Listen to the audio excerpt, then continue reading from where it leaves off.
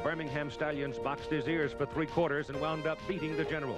But a week later against the Orlando Renegades, the Generals opened up the offense, giving Flutie more room to roam, and he wound up throwing 4 touchdown passes and running for 52 yards. 3 of those touchdown catches to wide receiver Clarence Collins. It was Flutie's kind of a ball game. The quarterback who was the new star in 1984, Steve Young, led the Los Angeles Express to a 33-13 lead against Houston in their opener, but wound up losing to the Gamblers by a point. And last week, Young led his team in rushing, but Los Angeles could not get enough points on the board and lost to Portland 14-10.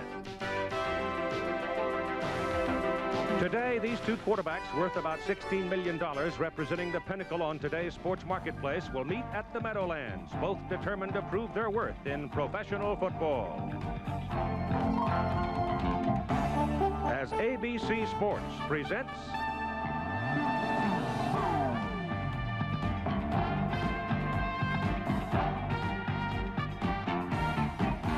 the 3rd week of the United States Football League.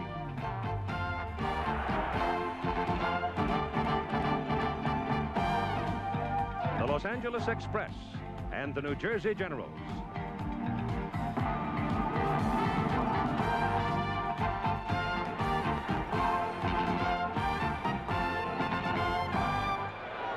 Yes, I know it is March 10, but as you look at the skyline of New York City, it's like a summer's day. And we're about ready to play football here in the Meadowlands, where thousands have been tailgating and are now beginning to come into the stadium, a crowd that's expected to be somewhere between 50 and 60,000 people.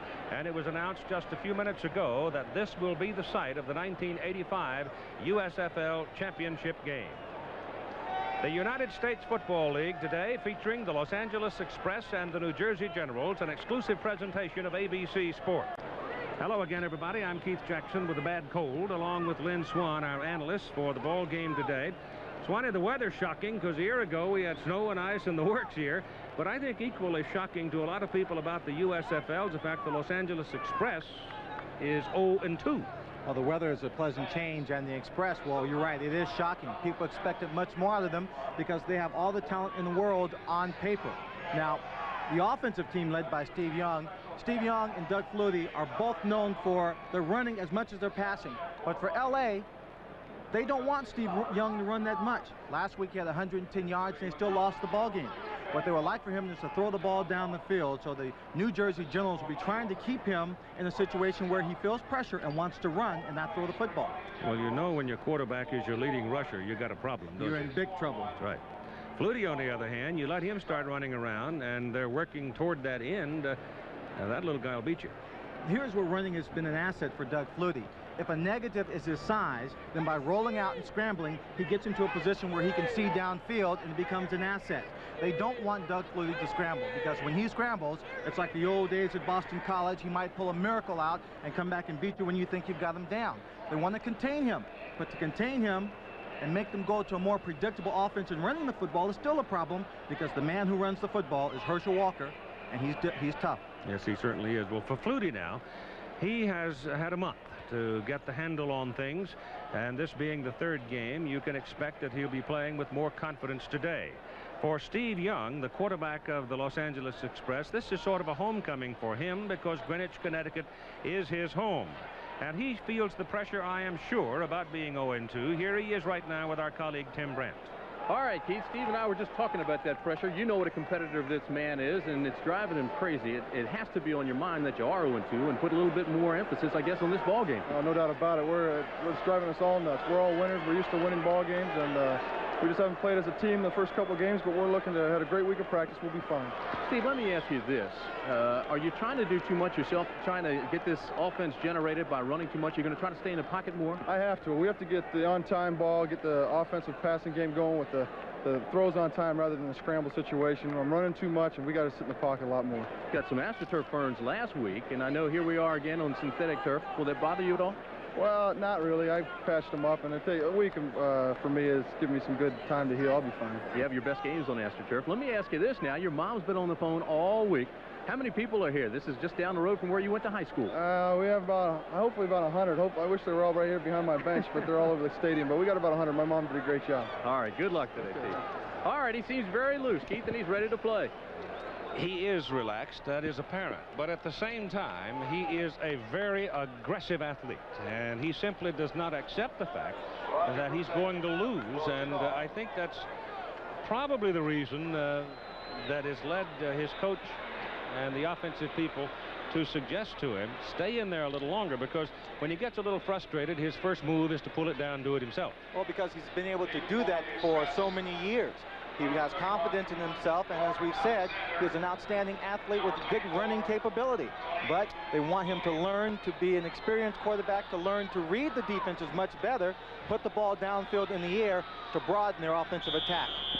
The game is on as Roger Ruzek will kick to Robert Alexander and Tony Bodie. The Express will have the first offensive possession as Bodie takes it on the 1-yard line. He's out of Montana State, and he comes whistling up the sidelines to about the 28-yard line before he is finally tumbled down. So it'll be Steve Young, the left-hander, opening at quarterback, 6'2", 205 pounds, big, strong back.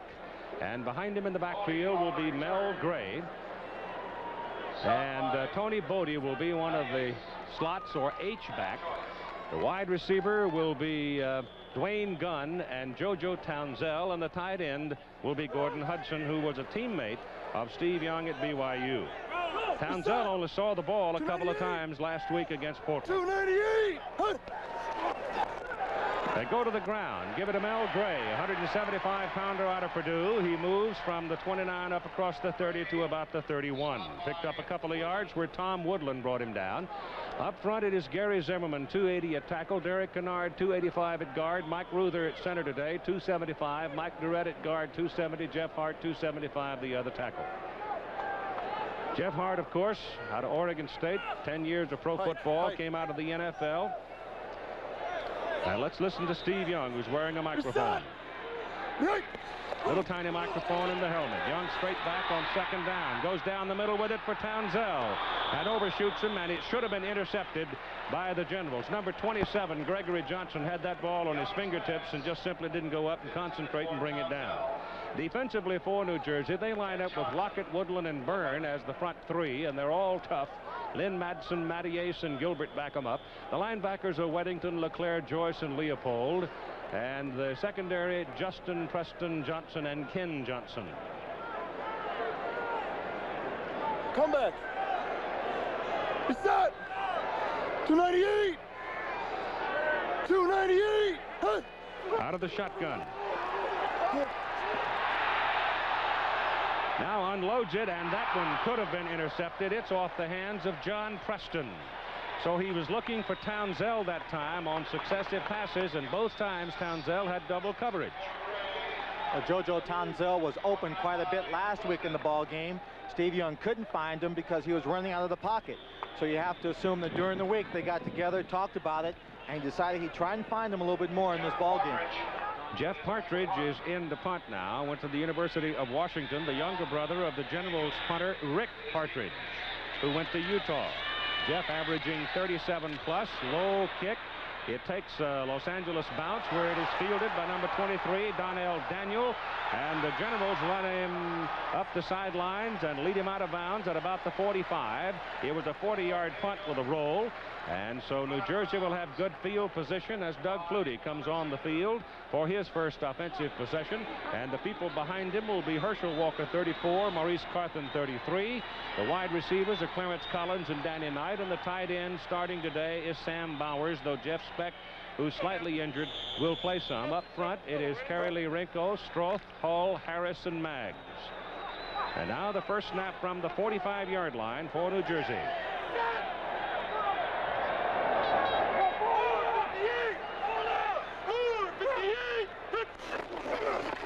Flutie gives it to Carthen.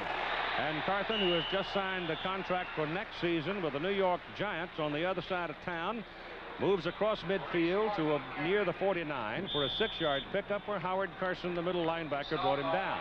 It is Fletcher Jenkins, George Achika, Eddie Weaver, and Ben Rudolph up front with Mellentree, Carson, and Howard, the linebackers. The secondary is Henderson, Drain, West, and Scott, with Alonda Smith out today, injured. Herschel Walker's first carry, and he gets to the line of scrimmage and maybe 1 yard. John Hadle, the head coach of the Los Angeles Express, Walt Michaels, the head man of the New Jersey Generals.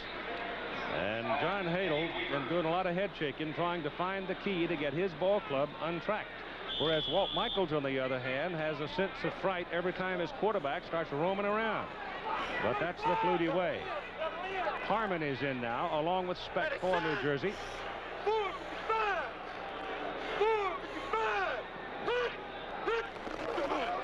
Flutie straight back. Gets outside. Has a man. Pass good to Speck. First down. As he failed to hold it, however, going out of bounds. He looked like he had it in his hands, but as he neared the sidelines, he bobbled it away. So Speck had yardage for the first down, but couldn't hang on. Again, we see Flutie using his speed to get away from pressure. Speck just out and out drops this one. It's an easy catch. When he's pulling it into his body, he just lost the handle, Keith. Rick Partridge is now on to punt for the Generals, averaging better than 43 yards per kick, ranked number 5 in the USFL. Dwayne Gunn, out of Indiana, is the man deep for Los Angeles.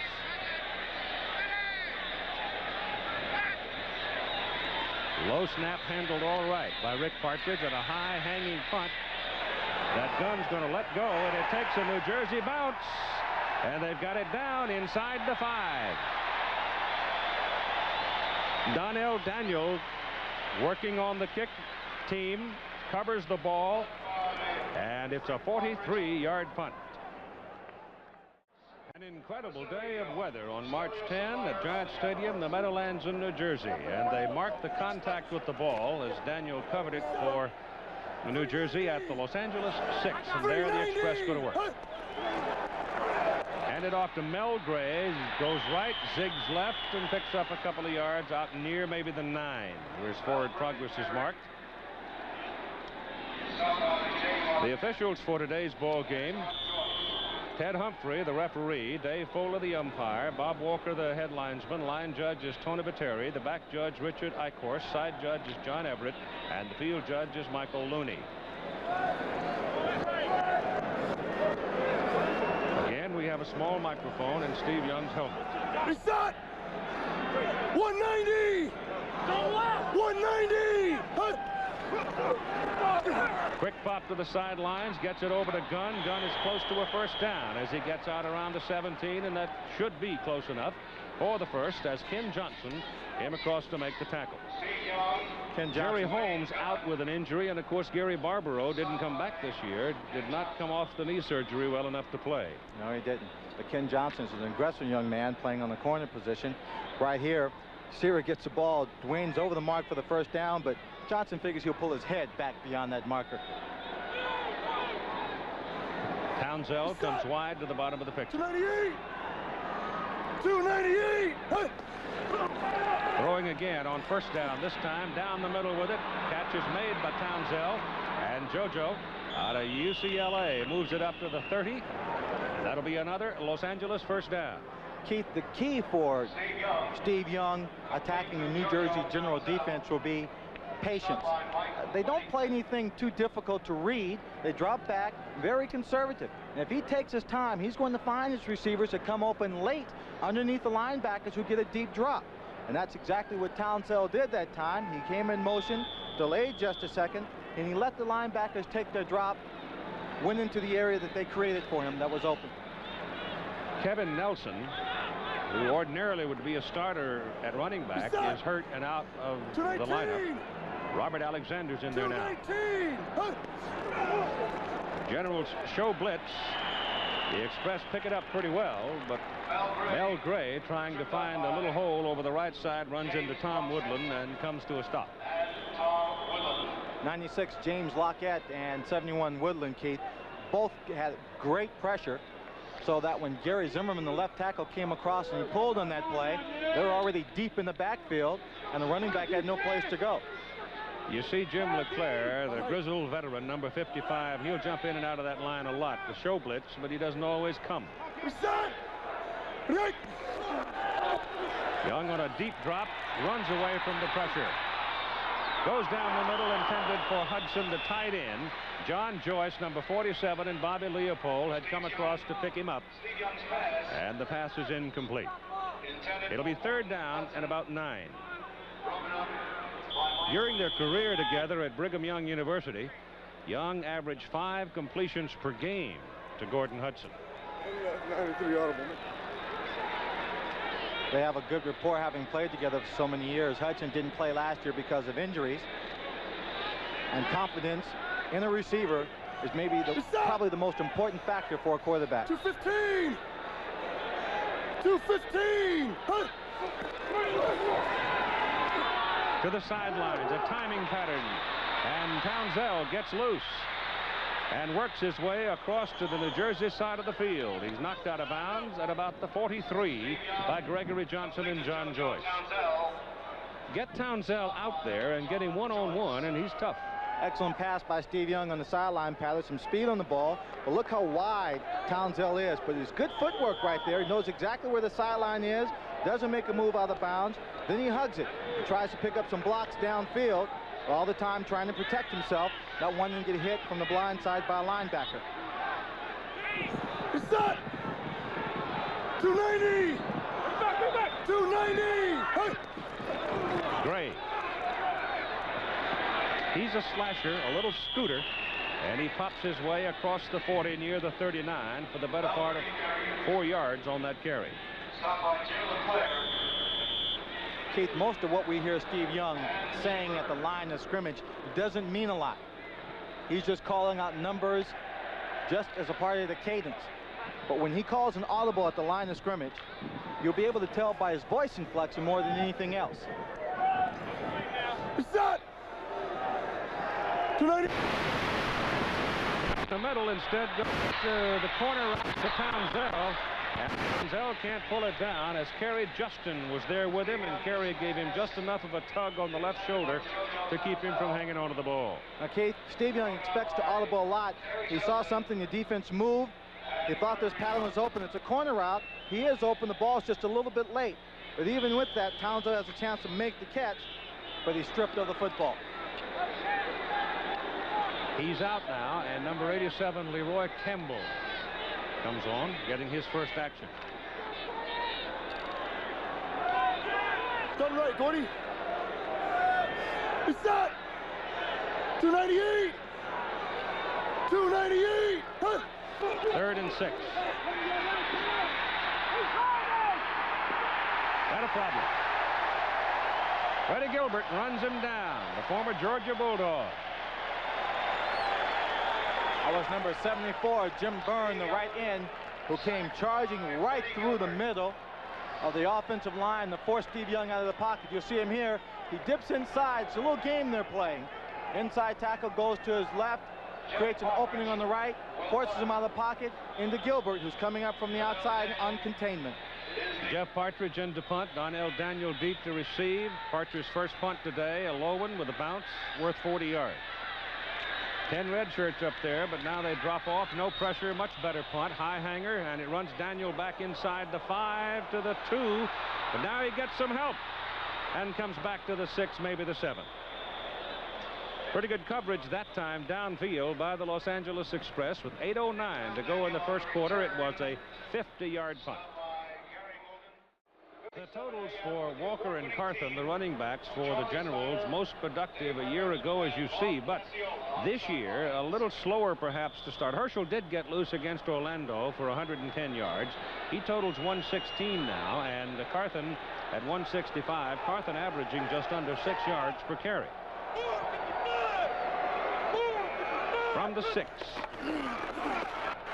Herschel Walker pops it out near the 10. David Howard, right side linebacker out of Cal State Long Beach, brought him down. In that first game for the New Jersey Generals in Birmingham, Keith, they very seldom handed that ball off. to Herschel Walker as a running back, but he came into the ball game in the second half and caught a big pass play for them, 55 yards, and helped set up a touchdown. I think we're going to see more of him on the outside as he moves around in his formation, clearing out zones. 458! 458! Walker again. Getting tackled as he comes near the 13. So they'll be looking at 3rd and about 3. They had sent Carthen outside that time, along with double wides on the left side, leaving Walker the lone remaining back.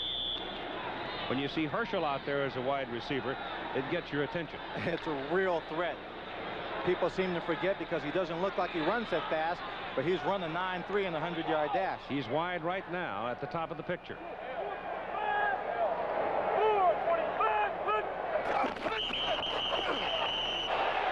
When is this?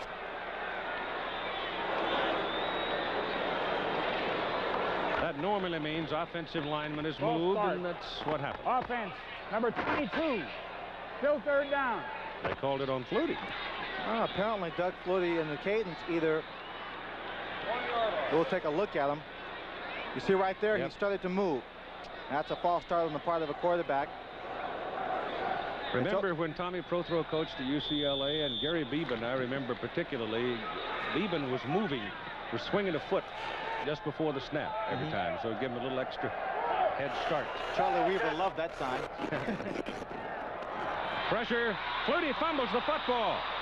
And the Generals cover it down around the 5. The ball just popped right out of his hands.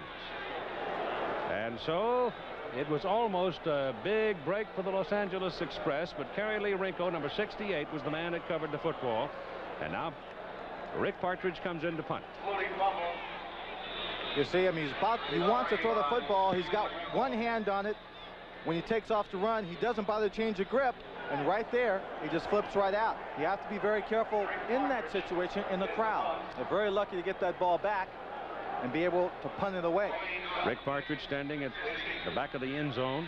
His first punt today was 43 yards. If Dwayne Gunn can handle it all right here, the Express will have pretty good field position for their 3rd offensive possession. We're in the first quarter of play. Partridge gets it out. And it's handled by Gunn. He's inside the 40, 35, 30. He's gone.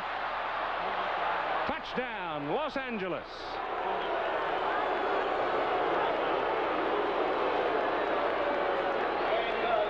Dwayne Gunn goes 45 yards for a touchdown. That reminds me of last week with that bunch of Flyers from Houston.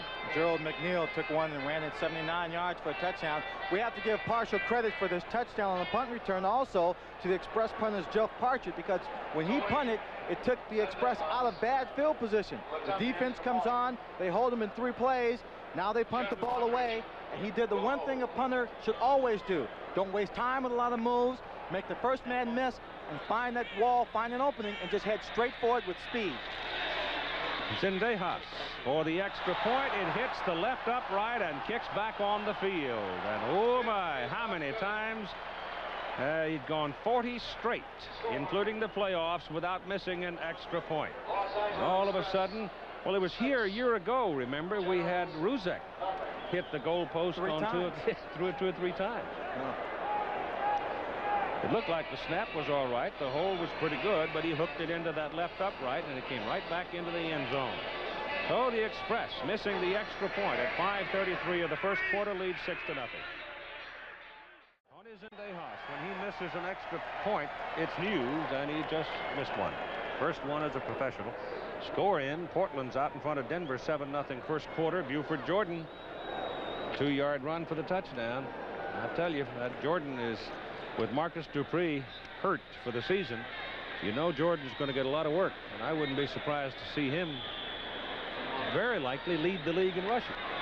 Extremely talented man. People forget, because of Marcus Dupree being with the Breakers, how good he really is. High kick. Daniel at the 4 for New Jersey. He's got a hole, and suddenly it's closed off at the 22. Dwayne Gunn going for the touchdown, his first return for a touchdown this year, his second in his career. Keith, I returned punts for Pittsburgh my first 2 years, and you don't have to fake people out. what you have to do is pick your way through a maze of openings and closings to find the openings before they close up on you. We've got 5:24 to go in the first quarter. 6-0 Los Angeles. The Generals will go to work from their 23. The New Jersey Generals go to work from their 23-yard line. First down. Doug Flutie unable to wiggle off the hook the last time. And the Los Angeles Express on Gunn's return for the touchdown of 45 yards on the punt. Now let's see what they can work out. We'll talk. I'll ask you. They got Walker wide to the top of the picture.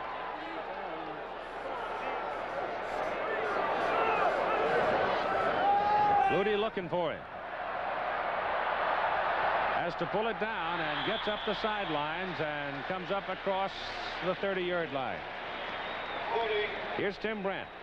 All right, Keith, I'm with Wayne Gunn and ran that punt back, and I want you to tell us about the play. It looked like it opened up in a hurry. Well, as soon as I caught the ball, I looked upfield. It was a high punt, but he didn't punt it that far, and I didn't think his coverage would really be down there. I looked upfield, and I saw a few holes opening up, and as I got to the holes, they even got a little wider. Tremendous blocking on the play, and after the blocking, the rest was just outrunning whoever was there. First down and then some.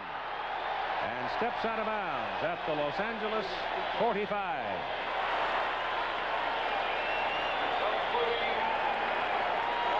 Excellent play, number 80. Danny Knight was a wide receiver in single coverage to the right of the television here. He takes his man downfield. He fakes a play action to the right, and then just takes off. There's absolutely no one there. One of the offensive linemen peeled back for a little protection. That's David Howard, linebacker, chasing him, but there's no way a linebacker is going to run him down. As they throw it over for a screen to Carthen, and Carthen, Los Angeles played it very well. Now we've got a ruckus going on down to the bottom of the stack. But Carthen lined up behind 4 linemen on the near side of the field, trying to set up a wide screen play, and it worked for about 2 or 3 yards, and that's all. That was a play I thought we were going to see last week at Tampa Bay, but the Bandits never got around to it. We've got a personal foul called against the Los Angeles Express. That is so uncharacteristic, Keith, of Walt Michaels to run a play of that nature. A trick play. Walt Michaels, a very conservative coach, prefers to drop back and pass. But look, there's no offensive lineman there, just a center. The ball is snapped. Flutie knows he's just going to turn and throw it, and it's just setting up a screen to Maurice Carthen. Personal foul. Defense number 58. First down. That's the old swinging gate play. Personal foul was called on number 58, David Howard. The penalty gives New Jersey a first down at the Los Angeles 28. And it's Herschel Walker. They turn him back inside, and Herschel picks up a couple of yards down to the 26. Herschel Walker. David Howard did a good job turning Walker back inside. Number 58, David Howard, is on top. You see right there the elbow going up and the punch. And another one.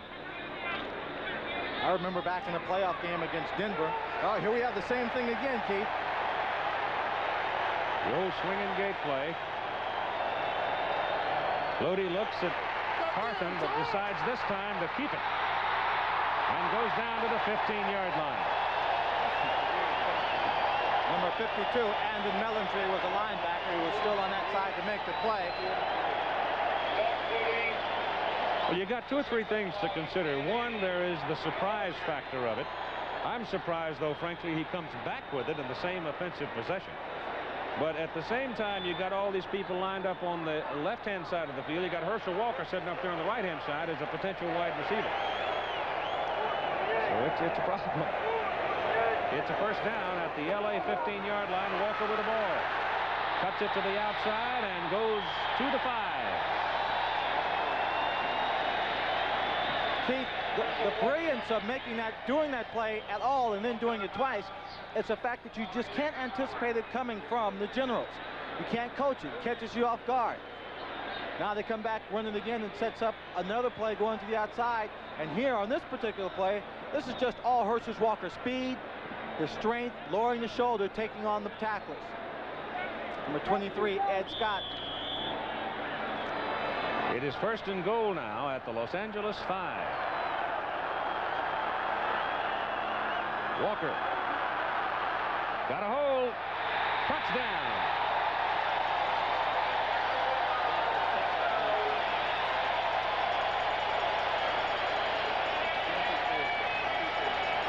Don Maggs on that side, number 76, threw a big block for Walker. As soon as Maggs made his contact, Herschel saw the hole open and splashed into it.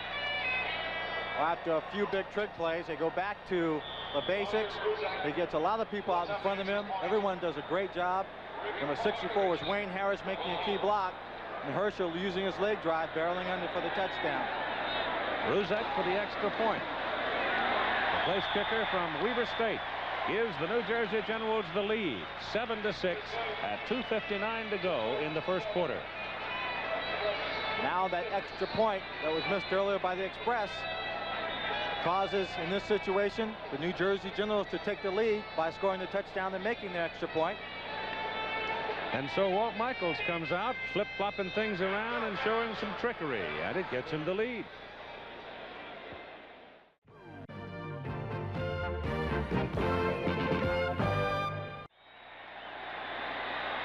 New Jersey goes 77 yards in 7 plays. Now it's Tony Bodie and Robert Alexander waiting for Roger Ruzek's kick, and the crowd starting to get into the ball game as the Generals take the lead 7-6 in the first quarter.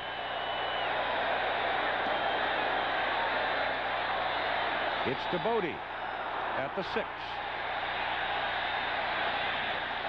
And Tony Bodie back to about the 27. Jack McNell is the man that coached Doug Flutie in his college career at Boston College. Here he is now with Tim Brandt. All right, Keith. Now, I should make mention here that Doug Flutie does not want to talk to us during the ball game. We respect that and can fully understand it. But, Jack, you're with him all those years, and you've watched him here now through this first quarter. What do you think? He looks the same. He ran naked and got a first down. He scrambles. He can throw the football. He looks just great. It's really weird for me to be looking at him when he's got somebody else's uniform on. Does he look comfortable to you, like he's comfortable now with these players in this system? He looks like he's comfortable. He looks like he's having fun, and that's the key to him. If he's having fun, he can just make things happen. All right, Keith. So can Steve Young, who throws to Bodie. Bodie had it and dropped it. David Hersey, who is the bigger man at that position, the H-back position, is out with a knee injury. Tony Bodie steps up in to play the slot. He's not quite as big as Hersey, but you can see that Young touches the ball in beautifully here, and Tony just simply dropped it. Bodie is a very capable player. It's Gregory Johnson, number 27, that comes up, makes the hit. The problem was he just didn't find the handle on the ball. You can't afford to bounce it around with someone coming up. Maybe he could sense him back there and got a little nervous. Looked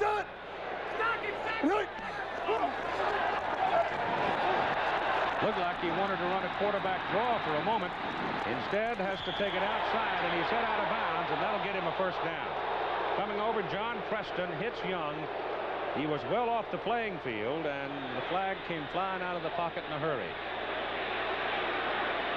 Jeff Hart, number 72, came over there right away to Steve's age, but right here we're going to see he's well out of bounds, and the hit, he takes it square in the chest.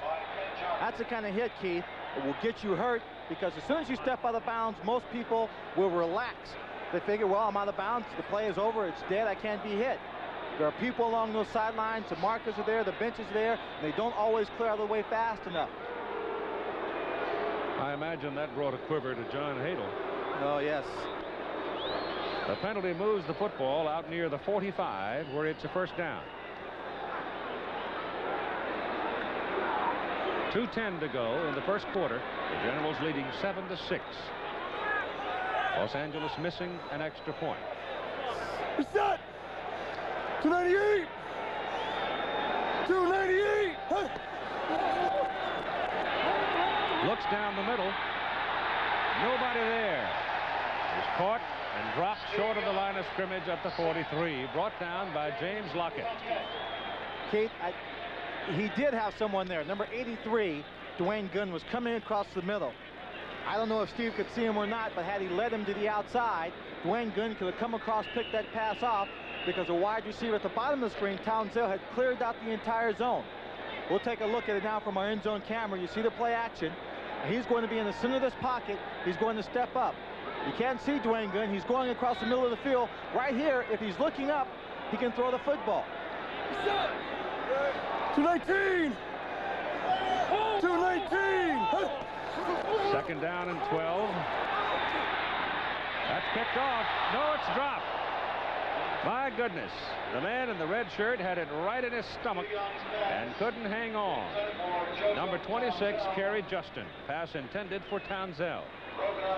Keith, I think right now we're seeing the performance of Steve Young that's affected by what's happened over the last week, being drilled to get the ball downfield, to throw the football, don't worry about running so much. And there's an effort, in his effort to get the ball downfield, he's throwing some bad passes into coverage. Townsell is completely covered. Johnson's coming in. Justin, excuse me, to just pick this one off and run for a touchdown. Young is now 3 out of 9, 46 yards. Blitz is on, and they get him. John Joyce, the linebacker.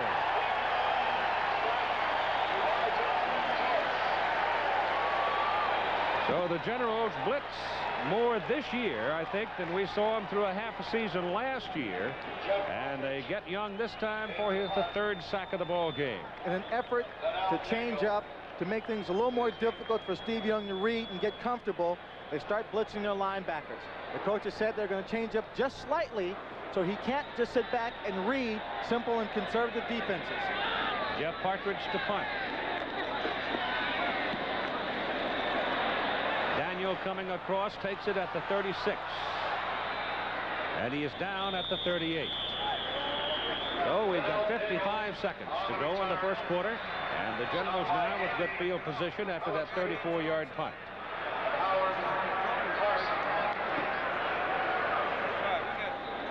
Birmingham Stallions got back on the winning side last night against Orlando, 34-10, and a big night for the wide receiver Jim Smith. The Baltimore Stars, defending champions, losing last night at Memphis 21-19. They are now 0-2-1. Would have never thought of that ball team.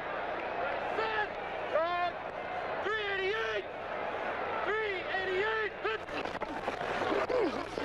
Maurice Carthen nailed at the line of scrimmage. And the man leading the charge is Eddie Weaver, ex of Georgia. Eddie Weaver also has a microphone in his helmet.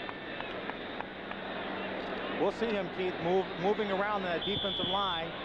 They have him listed as a starter for right tackle, but in certain down passing situations, he'll move to the outside as a defensive end because of his great speed. Let it run. Just stay put. Stay put. Quarter's over. He started to call the play. Then you heard him say, stay put. That means let's wait it out, take a breather. I'll go talk to the coach, and we'll go to work as we go into the second quarter of play. So after 1, New Jersey 7 and Los Angeles 6. Donald Trump came by to visit before the telecast, and he was hoping for 60,000 today. It might be close to that. I'm not sure all of them are in the house from cooking out in the parking lot. They had a tremendous tailgating party on a glorious day in New York City today and the surrounding area. And the Generals leading 7-6. Go to work now on second down and 10. Walker coming back this way. Give him one block, but he can't get the one block. And down he goes inside the 40. Ed Scott trailing him all the way with help from Troy West. Troy West and Edward Scott. A Red Raider from Colgate, becoming quite a linebacker for the New Jersey Generals. Here's John Joyce with Tim Brent. All right, Keith, and that's been the story here for the Generals' defensive strategy. You've been moving things around, trying to dictate, it looks like, to Steve Young rather than the other way around. Yeah, we don't want Steve to be able to dictate the tempo to us. We want to have our game plan control theirs, and I think that's what we've been doing so far. But, John, you knew you could get to him coming into this game? Oh, yeah, we knew we could get to him with a good pass rush, maybe overload one side, a few stunts. There wasn't much they could do to pick it up. All right, Keith. Flutie scrambling. Eddie Weaver's coming. And finally he is chased out of bounds by number 54, Howard Carson. Thrown out back on the 31, and there was nothing available that time downfield.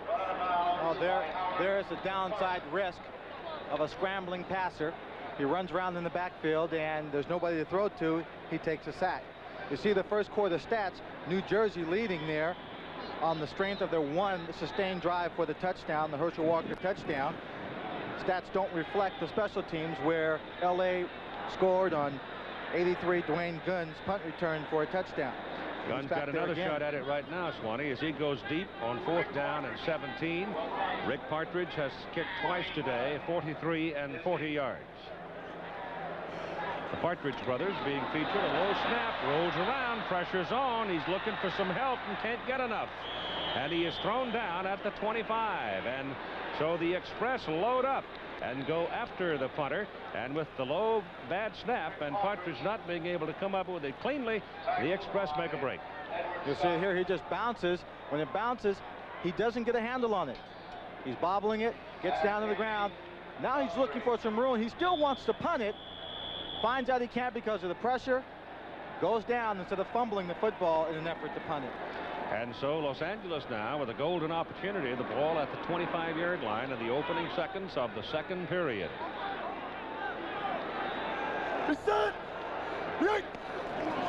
Young gives the ball to Mel Gray, and Gray fumbles the football.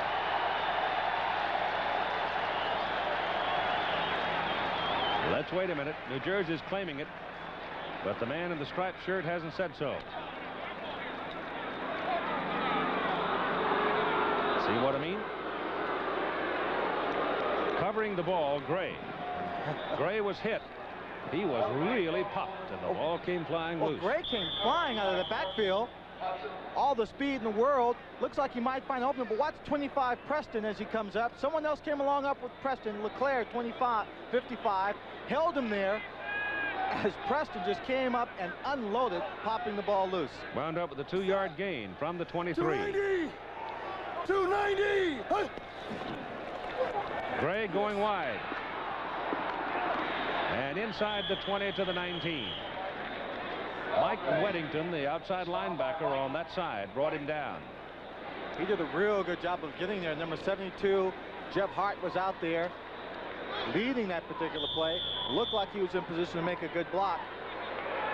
Weddington, second effort, just got himself in position, stopped it from being a big gainer.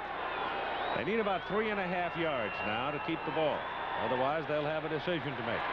On 3rd down, long 3 or short 4, however you like it. 219! 219! They're going to run it. Gray's got it. A lot of folks over here wearing red, but he slips around the corner, and he's close to his first down. Ken Johnson, the man that finally got through to hit him, and looks like he's about a half a yard short. The way they're marking, he is a half yard short. He hit that sideline, knew his body was short of the first down, but then he took to the air. He dove, looked like he dove in front of that marker before he went out of bounds, but the official judgment marked it short of the first down. We'll take a look at it from the defensive perspective. We'll see him looking for room to the outside. They're stringing the play out. They know if he's running from side to side, he's not gaining yards. You see right there, he clearly stepped out of bounds. So on 4.5 yards, they go for it. Young keeps it and gets the first down as he punches down close to the 13. See, that's an important play call emotionally to this team, or psychologically to this ball club, to come up with a big play, get the turnover deep in your opponent's territory, and then not to be able to move the ball for a first down could be damaging. Gets you down, makes you feel like you can't get your offense in gear instead of being able to punch it down. So you go for it on 4th down, you take the chance, it comes up positive. Now you've got something going for yourself. You have a little more momentum. Alexander is in, Bodie is out. 215! Gray with the ball. Got a hole over the left side, and then coming across, number 25, John Preston, makes a solid hit on him at the 8-yard line. Did you hear that, Keith? I mean, Preston must be in a state of mind where he just wants to make this a physical football game and make things happen, cause some turnovers. He just came up. Again, Gray's got some just out of position in the air and unloaded.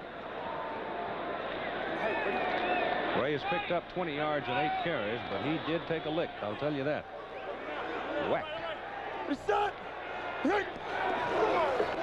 Working him hard. He's inside the 5 and down at the 4 as Gregory Johnson, number 27, slashes in to get him. Here's one of the problems that you can, if you're looking for problems with the Los Angeles Express now. They don't have that big back to go out there and bang away at you. A guy like Maurice Cawthon for the Generals, who will almost guarantee you a 1-yard pickup with just any kind of blocking out in front of him. Last week against Portland, John Halo said he wanted to run the football, was not happy with the way his team was running the ball, and intended to establish that ground game. Looks like right here he's attempting to do the same thing. 3rd and 1. 3:15. They give it back to Gray. Gray goes over the left side, running in behind Derek Kennard and Gary Zimmerman, and it looks like he may have his first down. He does. It'll be 1st and goal, Los Angeles. Gary Zimmerman on the left side, 6'6", 280 out of Oregon, called by John Hadle one of the best offensive line prospects he's ever seen. I think the running right now is as much for the offensive linemen and their attitude as it is for the running backs. This team has been saying that the offensive line might be the best part of their entire football team, yet they have not played like it. No, they've not been coming off the ball with authority. If they don't come off with authority here, they won't go anywhere. 2:19. They got Gray from the 2, trying to go to the corner, and they knock him down at the 5. Well, here's again the problem of not having your big back. The big guy, they just go straight ahead. Instead, they try to run it wide with a speed, and the Generals string it out, and he takes a 3-yard loss. Well, right now, John Hadle is sending in his speed people, Townsell, Gunn, and Bodie.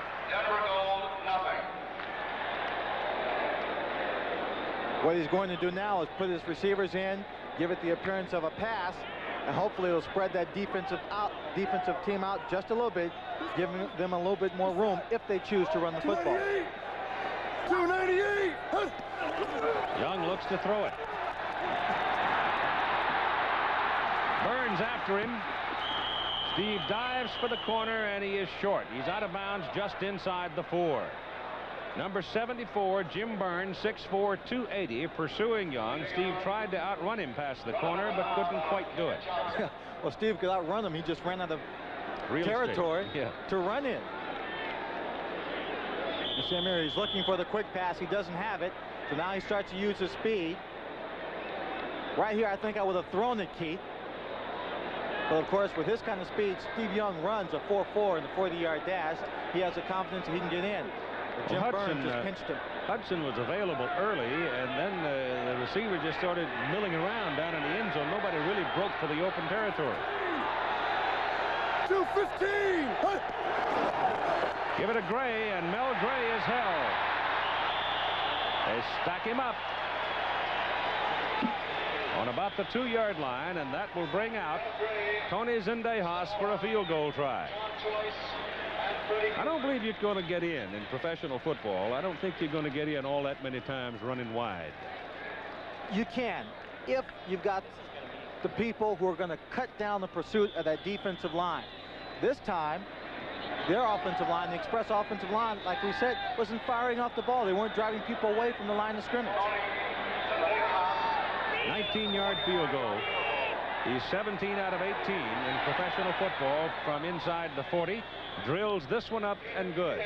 And the Los Angeles Express will go back in the lead by a score of 9-7 with 8:36 to play in the first half. Mel Gray was busy in that last possession. They had 10 rushing plays. He carried 8 times. They couldn't get it in the end zone. And number 23. And Zendejas hits a 19-yard field goal to make it 9-7 Los Angeles. Tampa Bay is out over San Antonio now, 14-6 second quarter, and Denver is even with Portland at 7-7 in the second quarter. Other games being played today. Donnell Daniel and Marcus Hackett are the 2 deep men for New Jersey, as Zendejas will kick it off for L.A. 9-7 Express. Spinning kick. Hits the ground. He gets a good bounce. It's Hackett. And Hackett, who is a wide receiver, comes back to the 27, where the Generals will go to work, brought down by Tony Bodie.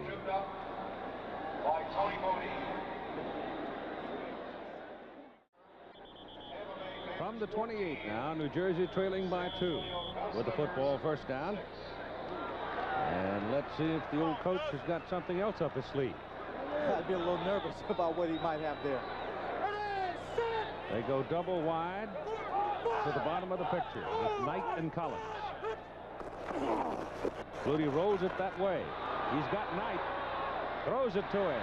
Complete up at the 45. Troy West came up with a hit. Well, that puts pressure on the defense, Keith, is where the offensive lineman can seal the pursuit of the defensive line. He's got two receivers on one side of the field. He rolls out, and if the linebackers come up and put pressure on Flutie, like here, right, what he does here, just dumps it over their heads to the open receiver. If they hang back, then he takes off and runs with the lead blocker and picks up 5 yards. Carthen. And Maurice Carthen moves from the 45 out to about the 49. Here's Tim again with Gary Zimmerman, the LA offensive tackle. All right, Keith, you were talking about the offensive line, and Gary, you get in that close, you come away with no points. Has to be frustrating. Now, is the front line all in sync? Are you guys playing well together, do you feel? I think we're playing well. I think they're just the generals are calling the right defenses for the plays we've got right now. All right, Keith, I hate to cut him off, but here we go. Little swinging gate move again. Penalty flag this time. The ball is thrown short. It goes to Hull, the center, as Hull becomes an eligible receiver, I guess, in that particular alignment, and you've got a second penalty flag thrown downfield. Obviously, for Hall to catch a pass, a receiver on the outside, that step back off the line and make him the in man on the line of scrimmage, thus an eligible receiver. But if he had not reported to the coach or to the official, then the play will not be allowed. He is still an ineligible receiver if he does not report. He is available to catch a pass. That's probably the first Face flag. mask. Defense, number 52. Illegal formation. Offense, number 68. Penalties offset. Down will be replayed. Second down. Well, they had their surprise element going all right. It was good for a first down, but they didn't have the 7 men on the line of scrimmage. Cariel Wrinkle is the number 68, the man he called the infraction on. Although that was Hull who made the catch. First time I've ever seen a center catch a ball. Probably the last time. I give old Kent credit, though. He knew what to do with it. Well, I've seen a lot of guys, a lot of linemen. Ray Penny, who played for the Steelers and then played for the Michigan Panthers, did a real good job one ball game making a diving catch for a touchdown. He still has that game ball. Going with it again. They got Walker up here in the slot this time. Flutie's back there all by himself. Gets rid of it in a hurry and overthrows Carthen. He had to get rid of it in a hurry because number 75, Georgia Chica, was really coming, and George is 6'5", 290, and at full head of steam, he will get your attention. Well, Walt Michaels is a very surprising man today. I mean, I would not have thought that he would ever do this and do it so many times, come out with the trick plays. Georgia Chica probably told by the coach, whenever you see that, forget about anything else, just go after Doug. Sick him, that's right. Sick him, get him down, sit on him. Third down and 6 from the 49.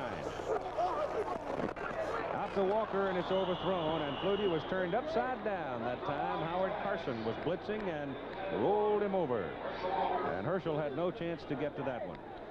So rather than take the hit, Flutie unloaded it, and they saved that much yardage to get Rick Partridge into the game for the punt at 6:28 to go in the first half. 54 as Howard Carson, the man, just comes through from his middle linebacking position, and Doug knows he's going to be in trouble. He has to release it quickly. Herschel just was not set, and of course the ball was overthrown. Russ Compton in to do the snapping. Came over from the Stallions. Low snap again, and the kick is out of there and a dandy. Floating spiral that kicks into the end zone just barely. He almost got that nose down like a 9-iron and stuck it down there deep. It's a 51-yard punt, and Los Angeles will have it at their own 20. 215. From the 21st down. Down the middle, it's Gray out of the backfield. Has a first down across the 30. There's that element of patience you were talking about. That's right. Has to take his time. They will give you, the linebackers, by their drop, the New Jersey Generals will give you that short passing game. Hope that they can come up and force some turnovers, stop you in most cases from getting the first down, give you territory, and stop you at the crucial downs. Mark Addix is in the offensive alignment now at tackle, replacing Jeff Hart, number 77, the big guy from Baylor, who's coming off the knee injury. Coming along well, but they're using him Gently, Gray fumbles the football. The Generals have it. Gray was almost loose, fumbles the football, and it goes right into the hands of Gregory Johnson. Keith, as he was flying through that offensive line, that defensive line, one of the players just reached up as he was going by. John Joyce. Number 47, John Joyce, and grabbed his arm. We'll take a look at it here. And he sees daylight, and he's going to run for it. He feels something good, but watch here. Ball's in his right hand. There's the arm. Grabbed by John Joyce, pops it loose, right into the hands of the defensive safety. Big chance here for the Generals from the Los Angeles 39. It is Walker, hit from behind, from the side, rather, by number 90, Fletcher Jenkins, the big defensive end out of Washington. And there is no gain. In fact, a loss of about a yard. That's John Joyce, the man who stripped the ball, caused the fumble. Gregory Johnson picked it up, number 27. Second down, 11 from the 40. That doesn't look like George Patton. That's a New Jersey General. Just sitting back, man. Flutie going for the big one. Incomplete. Collins, the intended receiver, got tangled up with Wyman Henderson.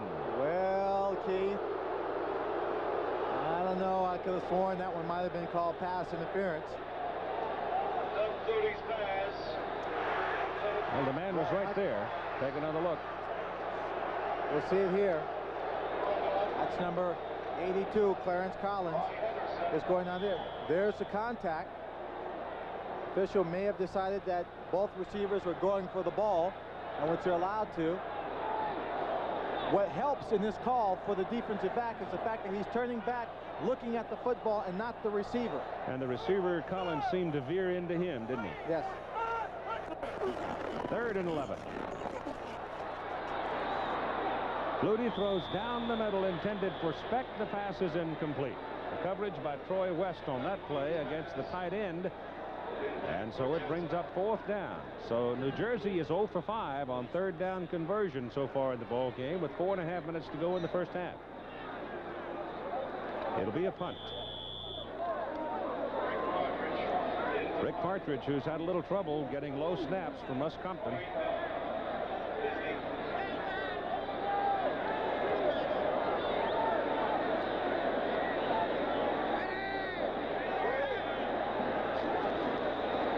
Is all right this time, and Partridge hits a knuckleball downfield trying to kill it deep, and they're going to be able to do it all right. It's inside the 10, rolling and rolling down to about the 3, maybe the 2. That's a 38-yard punt, but oh so efficient. And Los Angeles is in a hole. Los Angeles leading New Jersey 9-7, backed up on their 2-yard line. Other scores of games being played today. Tampa Bay leading San Antonio 14-12. San Antonio went for a 2-point conversion and failed on it. And Denver's moved out to a 10-7 lead over the Portland Breakers in the second quarter. So Los Angeles comes up now on their own 2 with 4:06 to go first half. Herbie Warren in the lineup for the first time today. And Warren pops out of there with the ball and gets across the 10 out near the 14-yard line. Kirby Warren out of Pacific. And he was just activated when Kevin Nelson was hurt. And suddenly Warren almost comes up with a big play. Well, Kirby Warren isn't a big back, and you see his size right there, but he ran that time like he was. Got good blocking out in front, straight ahead, took on the small people who were standing in front of him. Bodie comes in from the sidelines, bringing the play.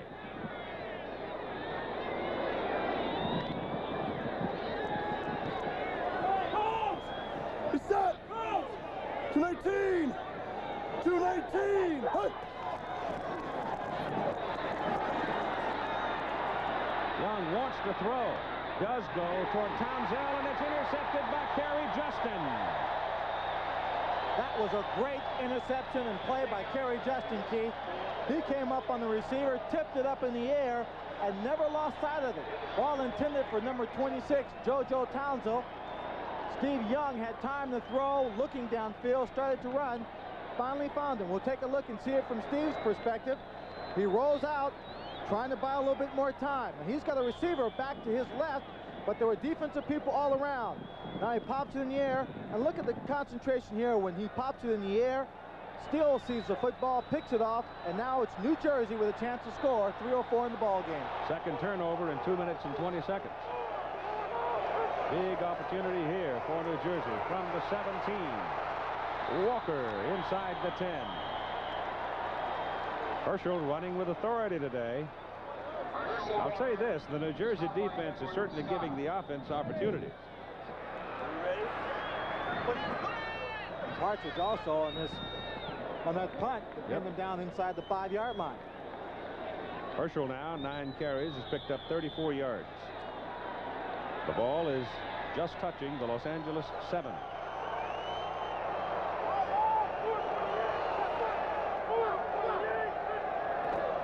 Walker again.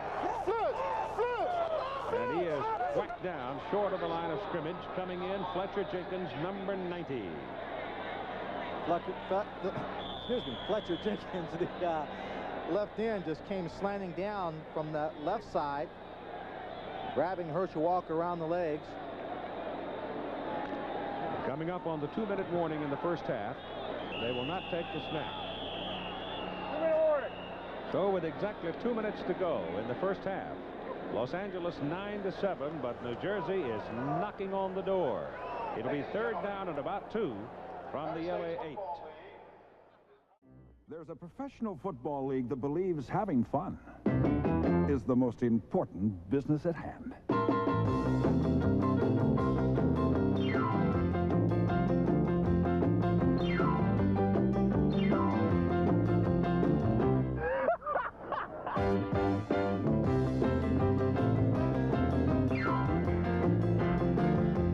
The USFL, where football is still a game. The preceding message on behalf of the United States Football League. With 2 minutes to play, New Jersey just short of the 8-yard line on the Los Angeles end of the field. Turnovers continuing to plague Los Angeles. It's 3rd and a short 2.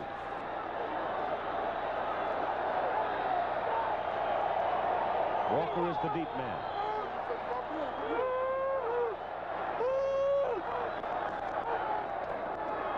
Moody keeps it on a bootleg.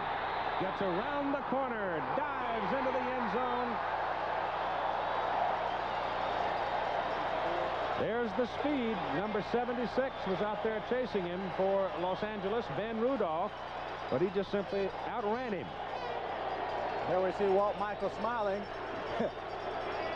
Something he doesn't do very often, but today I talked to him in the tunnel. He was in a great mood, Keith. Just excited about this ball game. And there you see in that one play Walt Michael's flexibility in coaching, establishing a scrambling kind of play, taking advantage of Doug Flutie's ability, Herschel Walker's influence on the ground attack, creating the touchdown. Bruzek for the extra point try. Rick Partridge, the punter, holds it. And the kick is good. So they cash in that opportunity provided by Kerry Justin's interception and go back into the lead 14-9. Now just watch how this works. You fake the ball to Herschel Walker. You have to respect his running ability, and Maurice Carthen, when he takes off using his speed to just outrun the defensive line. You heard this coach saying he lined up and ran naked earlier in the ball game. Well, this is what he means by running naked. He goes out there running the ball without a lead blocker.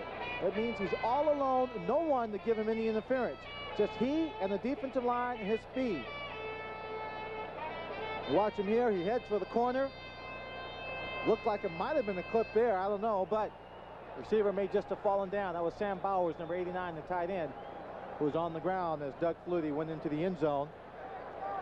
Give his ball club the lead. There is an old truth, though. There is an old truth here that sooner or later, one of those tough-nosed kids playing cornerback is going to get a clean shot at it. Then you make like an ostrich if you see him. That's when you exercise your hook slide. And that's something that Doug may not have learned quite yet. Because he's like Steve Young. He's so aggressive. The idea is to put the ball in the end zone. And that's what he just did. At 1:54 to go in the first half. That kick is short. The wind swirling around. Tony Bodie comes well up the field to pick it up and returns it out across the 25 to about the 26. Didn't take long. No, it didn't. With the ball in excellent field position when you pick it off deep in their own territory.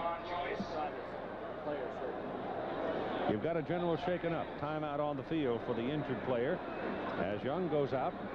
And we'll try to sort things out now. They've had the offensive movement all right, but it's been turnovers that's plagued them. That's the same thing that hurt them against Portland. The defense played excellent against the Portland Breakers last week, giving the offense opportunities. But in trying to establish a running game, the running backs made mistakes. Turnovers popped it up last week. They've done the same thing here. Also seems to me, Keith, that Steve Young is trying to force some passes into his receivers. The receivers are not as open as I thought they might be. All right, but let's go beyond this now. You were a wide receiver. You ran good patterns. You could improvise. I don't see Los Angeles pass receivers running precision routes here. They seem to be curling them off rather than planting and running sharp corners. The reason why they're curling them off is because in the zone coverage of the New Jersey Generals, they are drifting back into those areas. If you run a sharp route, you could be running back into a linebacker that's drifted up underneath you. So the receiver has to come down into his area, and instead of running the hook, he has to run the curl to get in between the seams so that he can be open. Now Hudson, the tight end, has not seen the ball at all today. He threw it toward him one time. It was almost intercepted. No, he hasn't. 56 Dumont, the injured general, on the field. Looks like he's all right. He's going to walk off. Got deflated probably as a member of the special teams. You see him right there in the center of the television, just getting knocked back, and then the rest of the team just seems to come over to, oh, two people just jump on him, trying to keep him pinned down. That'll take the air out of you. Yep. From the 26, it is first down. 298. Going deep. Gunn cannot get back to the ball, and he's going to holler some. Ken Johnson shielded him away from normal pursuit of the ball, but he gets no call. Ken Johnson played it very well. Dwayne Gunn went inside to try and get position on the ball because Ken Johnson had the best position. Went inside, tried to go up in the air and take it at the high point, but he misjudged it, could not get up high enough. The ball goes over his head. No call, no pass interference at all on that play. 1:43 to go now, first half.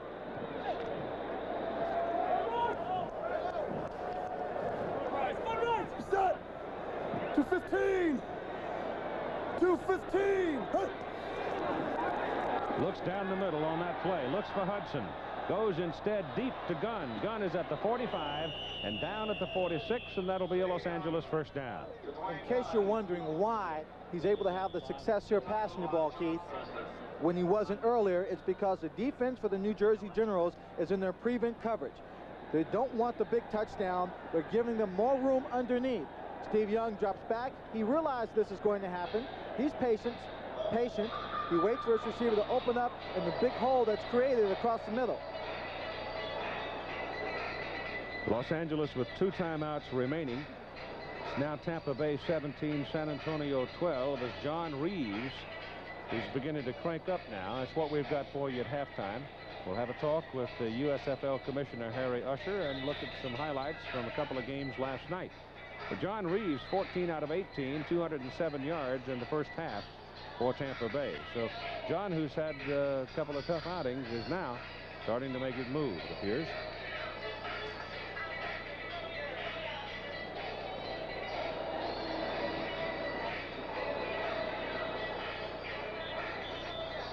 A minute 35 to go in the first half with Los Angeles first down at their own 46. And they do have in Zendejas one of the best place kickers in anybody's pro football. But he did miss an extra point. 219.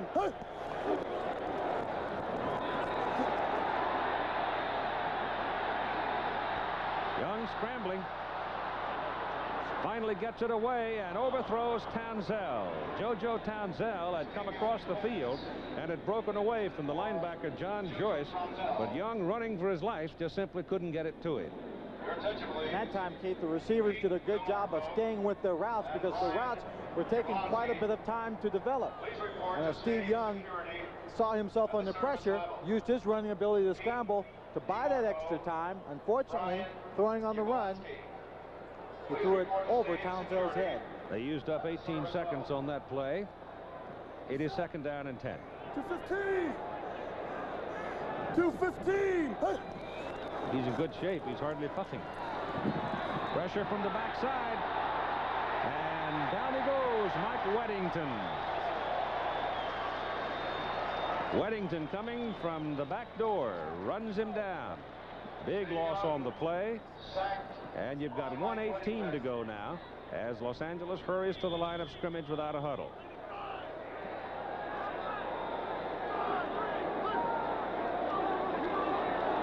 Third and 24. Young gets it off. Ball is caught by Warren.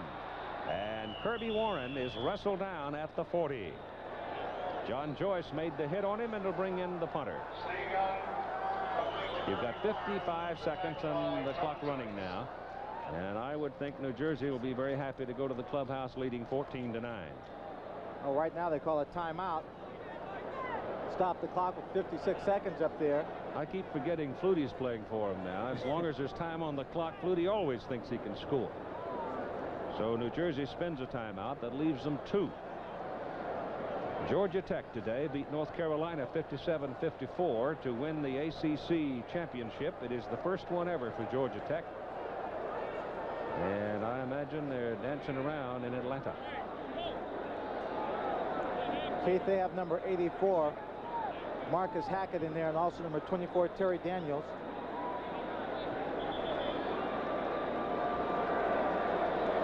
So I'm going to assume, Keith, that they're going to try and go in and block this punt, get good field position,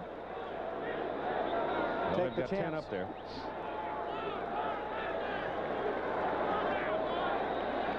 Ken Johnson, the corner, though, is moving around with Troy West. Now they all get their heads together. It looks like they're going at it.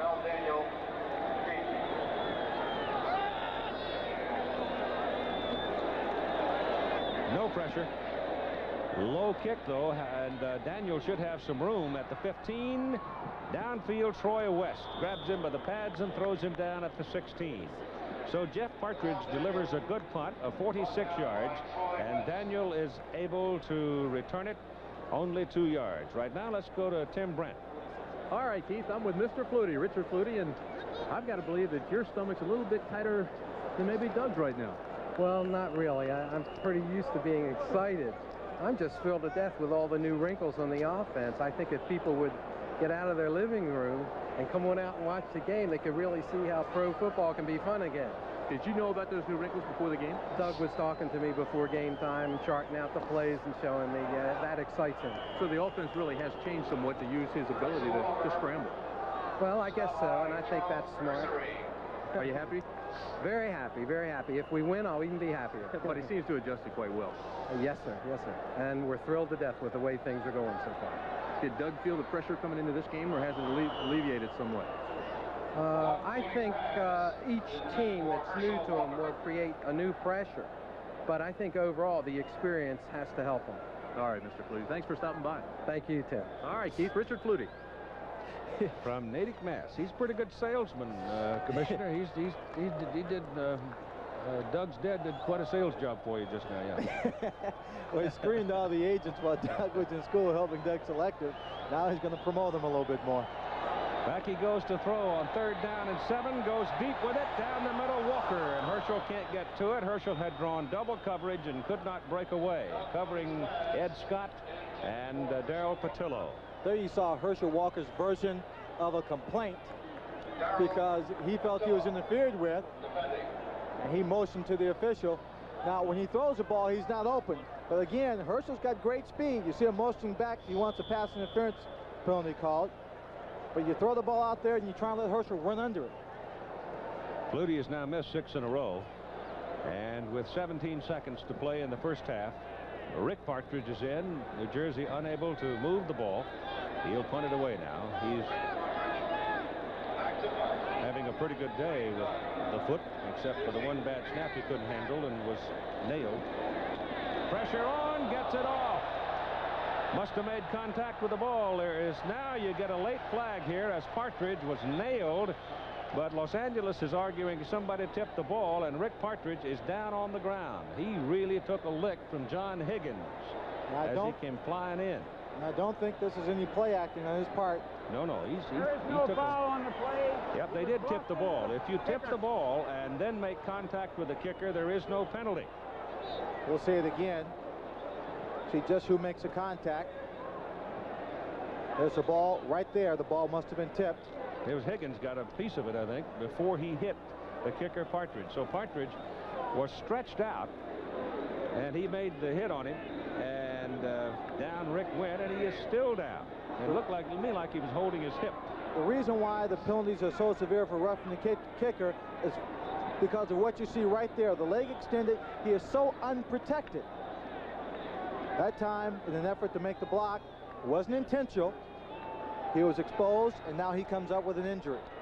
Maybe it's his back area, but he was reaching around his hip a moment ago. You see it again right here.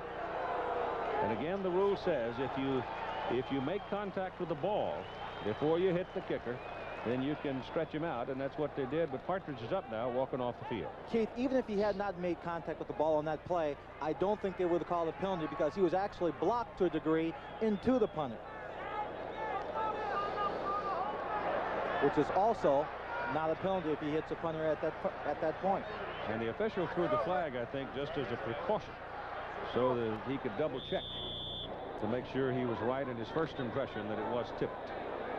Well, Los Angeles has 10 seconds now, and they've got the football at the New Jersey 47. They've got 2 timeouts. 298. 298. Huh. New Jersey playing center field defense. Young's pass to the sidelines is dropped by Dwayne Gunn. Well, he came up in front of Leopold, got in front of Bobby to make the catch, and was simply looking for a place to run before he had control of the missile, and he dropped it. 4 seconds to play. Tony Zendejas is going to come in for a man-sized field goal try here. Now, the wind, if you look at the top of the stadium, you say he's kicking into the wind, but it's really not so because it comes down in here and swirls around, so he may get a little help from it. It'll be a 65-yard field goal try.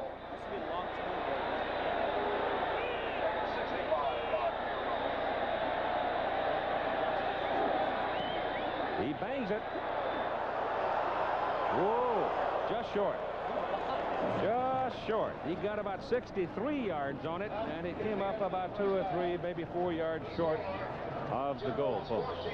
So the first half is over in a 14-9 New Jersey lead over the Los Angeles Express. We'll have the Commissioner, Harry Usher, after this message and the word from our local stations.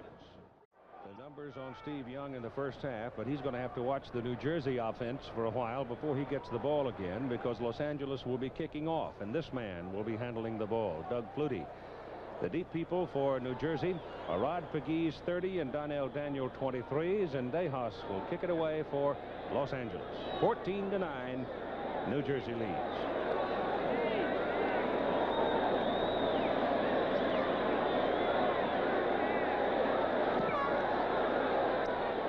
Good high hanging kick. Goal line for Pegues. Oh, got a big hole. And breaks it out across the 35 to the 38-yard line. So Pegues runs it back 38 yards before Grambling's Ed Scott brings him down. And the Generals start out with good field position.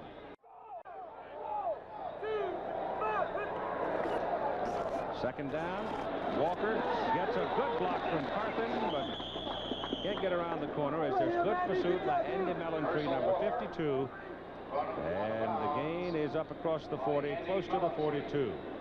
He also gets a good block from Harris, so take a look. Number 33, Maurice Carthen, is the man that's out in front of him, the lead blocker, as we told you earlier, on his way to the New York Giants. But it's not going to stop Carthen from playing his best football. He just said that he has no animosity towards the team. He just Giants offered him a better contract. That's all there is to it. They go to the shotgun.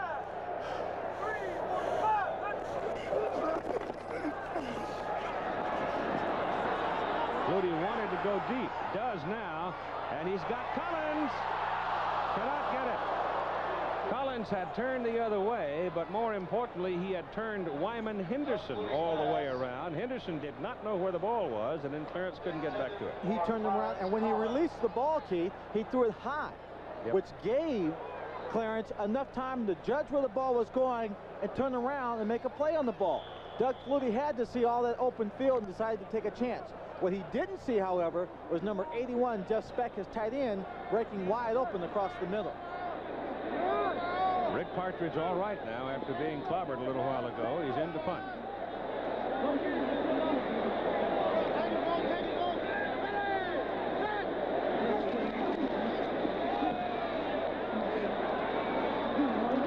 Ball is fielded by Gunn at the 26, and he's run down at the 27. So now Steve Young will go to work after that 32-yard punt with pretty good field position for the Los Angeles Express.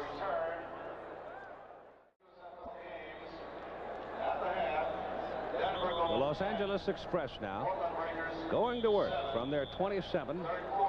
Their first offensive possession. Houston has jumped out to a 14-0 lead over Oakland as Jim Kelly has thrown a 74-yard touchdown pass. 219. Young will throw on first down. Goes to the short man, Townsell. Townsell, the wide receiver. Over 110 yards passing and 2 touchdowns. On 3 offensive plays? Here's the hit. Oh, boy. He took it on the knee. Just short of the first down, as you can see. At 11:43 to go in the third quarter, they're still working on Dwayne Gunn. Dwayne Gunn took a helmet on the left knee, and that's bad news. And the Los Angeles receiver corps is not heavily populated as it is. It was a solid blow, and the helmet went right down on that left knee, and he's on his way to the clubhouse on the x-rays. Kerry Justin, number 26, John Preston, 25, Gregory Johnson, 27, and Ken Johnson, 32, all through the first half have been inflicting a great deal of punishment on the people carrying the ball. They've taken the game to those receivers on a physical basis. 298. This is Kirby Warren, cuts it over right tackle and picks up the first down. So he needed about a foot for the first down, and he's got the first down. Inside the 35, they've marked it at the 33. Next week, we'll be following the Flutie show down to Baltimore, where they will play the Baltimore Stars, and that will be an interesting time for a lot of people to have a chance to look at the defending champions and see what's going on with them. They are 0-2-1. 219. 219. Little draw with Warren carrying, and he looks pretty good. He's inside the 20 and down to the 17. You know what? One, he's fresh because he hasn't played. 2, he may be just a half a step quicker than some people might have expected. And 4, he's playing it more like a fullback as opposed to play it. Not trying to hit the fancy moves, using his strength. A good low running position, Keith. So he's got all of his weight, all of his momentum forward and working for him. 3 carries, 31 yards, and Los Angeles has a first down at the New Jersey 17. 215. 215. He got it again. Around the corner he goes and picks up what appears to be a first down near the 5. So a fella who probably didn't have any idea he was going to get a chance to play this much, it may be turning out to be a star. Number 25, John Preston, the strong safety, also just limped off to the sideline. The trainers are working on him, Keith. John Hadel. John doesn't say much during the ball game. He lets the assistant coaches who put a game plan, Preston going away, but he lets the other coaches who put the plan together do most of the work. Warren now 42 yards on 4 carries and 4 first downs. 215. Well, when you got a hot hand, play it, right? From the 5 on 1st and goal, he hits it down near the 2. Stop by Ken Johnson. Just a quick hitting play straight up the middle. Jim LeClaire, number 55, the left inside linebacker, looked like he was coming through the stun on the play. Puts Bodie back in there now. Bodie is a strong blocker. And with Warren moving the ball the way he's moving it, I expect we'll see him carry it again right here, with Bodie leading. 398! 398! Dives. They've called it touchdown.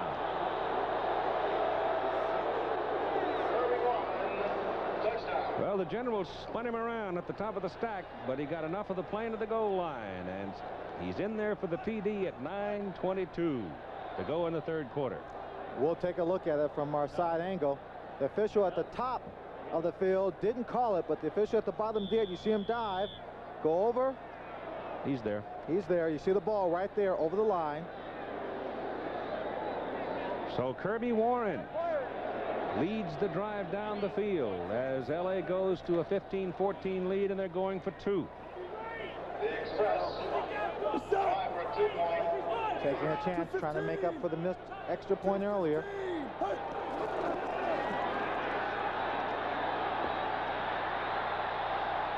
He's got O'Neal in the end zone if he doesn't get tackled. Now he's lost O'Neal. Now it goes the other way, and it is good. No, it is not good. Didn't hold on, I don't think, long enough. And the flag is thrown also, Keith. Kirby Warren, the man who scored the touchdown, keyed the drive for the LA Express, was standing. He was the primary receiver. Going to call pass interference, I think. There's a foul on the play. Point is good. Personal foul. Number 23, red. Will be a first on the kickoff. So it is called good. It's called and a good Donnell catch. Daniel is called for a personal foul. For a personal foul. The ball popped out, but they ruled it. He had control of it. Therefore, he gets the 2 points. You see, he's looking for Kirby 49 right there. He's under some pressure. Kirby wasn't open. Now he starts to scramble. He's looking for someone. He's got people who are breaking open, but under the pressure, he can't find him. Kirby's waving his arms. Young finally finds him, and he makes a catch. Now, let's see where the foul comes into play. 23 Daniels, he makes a catch. Hits him right in the face, and I think that's what the official called. So 8 plays, 73 yards, and the Los Angeles Express now will go back into a 3-point lead, and the foul being assessed on the kickoff. Donnell Daniel, number 23, was the man who came in to replace the injured strong safety, John Preston, excuse me, number 25, who limped off to the sideline on one of the plays in this LA Express drive to a touchdown.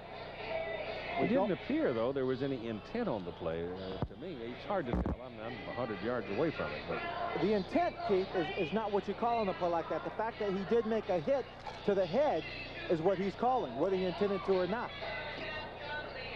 And Los Angeles will kick off from the 50.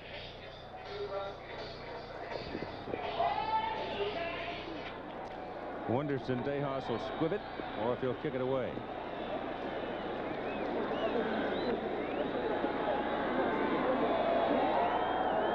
How about an onside kick? No. No.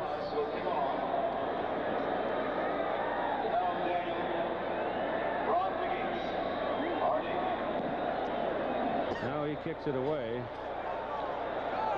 So it'll come out to the 20. I imagine what he had in mind, though, was to get it up high. Well, he got it up high, but he had much too much carry. Now we'll take another look at the 2 points conversion try here. See Steve Young, all kinds of time, scrambling away. And receivers out here are usually taught to run back to the passer when they're scrambling, but Kirby's just open and was waving his arms. You see, that's a punch. That was just a punch. Oh, yeah. Now you see it from that angle. From the 20, first down.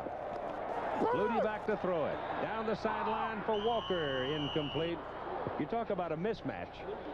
David Howard, right side linebacker for Los Angeles, had the challenge of covering Herschel Walker going down the field, and he had an angle and played him very, very well. But without the angle, ooh-wee, as Flutie now has thrown, he's missed 8 in a row.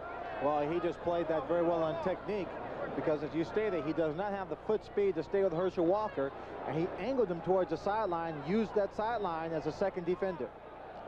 And it's 2nd and 10.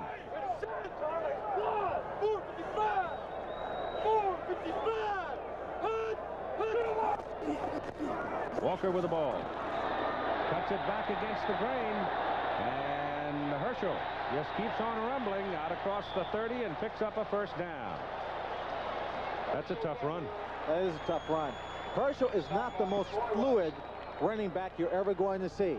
His obvious assets are his strength and his speed, not necessarily his quickness. Here he reads his blocking very well. You see, he's not running instinctively, but he's powering his way downfield for the yardage. That's his longest run of the year, 13 yards. Flutie on a roll on first down. Looks deep, nobody there. And will take it out of bounds. So he picks up about 5 when he could find no one open downfield. Forced out of bounds by Andy Maltree. A moment with Steve Young. Tim Brandt talks to him. All right, Keith, I was going to ask him what adjustments he made, but it looks like you were just executing on that last drive and doing the same things. Yeah, it's been the same way all 3 games so far. As we come out lackluster, not making the right plays, the right reads. Come out second half, we do what we're supposed to. It's easy. John Joyce said they were trying to give you a lot of different looks, a lot of movement and overloading on one side. Does that cause problems? Not really. They haven't done anything different than they've done before, but it's just a matter of going down and doing the things we know what we have to do. All right, so Keith. And Flutie hands it to Carthen, and Carthen is held up at the line of scrimmage and finally wrestled down as he crosses to the 42. Timmy, I would be a little curious about Kirby Warren seeing his first action today. He's turned out to be quite a story. He really has, and he's executed extremely well. Steve, we're talking about Kirby Warren. He is really playing well. He's doing great. You know, Mel Gray's had a little trouble holding on the ball, and Kirby and we just haven't executed. Now Kirby comes in, does a great job. Tell me about just before the half, 4 seconds left. Instead of the Hail Mary, you went for a 64-yard field goal. What was the logic? I don't know. I didn't make that decision. I can't tell you, Tim. All right, Keith. 3rd down and 2. Short 2. They're going to throw it. Flutie's going to scramble, and he's short of the first down. He gets back to the 41. He was looking for a quick one to Walker, couldn't find him. Speck was down the middle, but Los Angeles had 9 people up there on that line. There were just too many to handle. Well, he's taking a chance. Everyone's anticipating the run. Walt Michael showing that he's willing to open up his offense and take some chances with the faking the run, the little play action pass. Doug Flutie showing he's not afraid to get in and mix it up. Just ran straight ahead, thought he could pick it up. But the defense of the Express played it very, very well. JoJo Townsell now has gone deep under the punt. First time today he's been back there. Dwayne Gunn, of course, hurt. Injured knee and out of the ball game. That snap is low, but Rick Partridge handles it all right, and Townsell makes a fair catch at the 24-yard line. At 6 minutes and 50 seconds to play in the 3rd quarter. L.A. with the ball, and the Express lead by 3. Here's Kirby Warren out of Pacific. Activated for 1 game last year, but he showed some flashes that the coaches liked. They decided to keep him, and he's been a big gun today. He's set. 298. 298. On first down, Young to throw. As a man on the sidelines, the pass is incomplete. The pass intended for Leroy Campbell, who is in the lineup replacing Dwayne Gunn. And speaking of Gunn, let's check in with Tim for the latest word on it. All right, Keith, they've been working on Dwayne since they brought him over to the sidelines. You saw the collision and heard the hit, and they feared at first that he had torn a lateral ligament. But instead, now they really strongly feel that it is just a strained ligament and that he may be back in 2 weeks. Certainly out the rest of the day. But I talked to him, and he said the pain has subsided somewhat, and he's very, very optimistic about the knee situation. But right now, it appears to be a strained ligament. Well, that's if there is good news out of the circumstance, that is good news. Here's a little delay to Warren, and Warren breaks out of there. Kirby Warren goes across the 40 and out to a first down at the 41. door to an opportunity is open for this young man, Keith, and he's taking advantage of it. He's not doing anything fancy. He's getting some great blocking by the offensive line right now. He's got a big hole up the middle, not too fancy, just running straight ahead. One of the things, however, Keith, because he has not played much, I'd look and check on his conditioning to see just how tired he's getting throughout this ball game. 63 yards on 7 carries. 215! 215! Got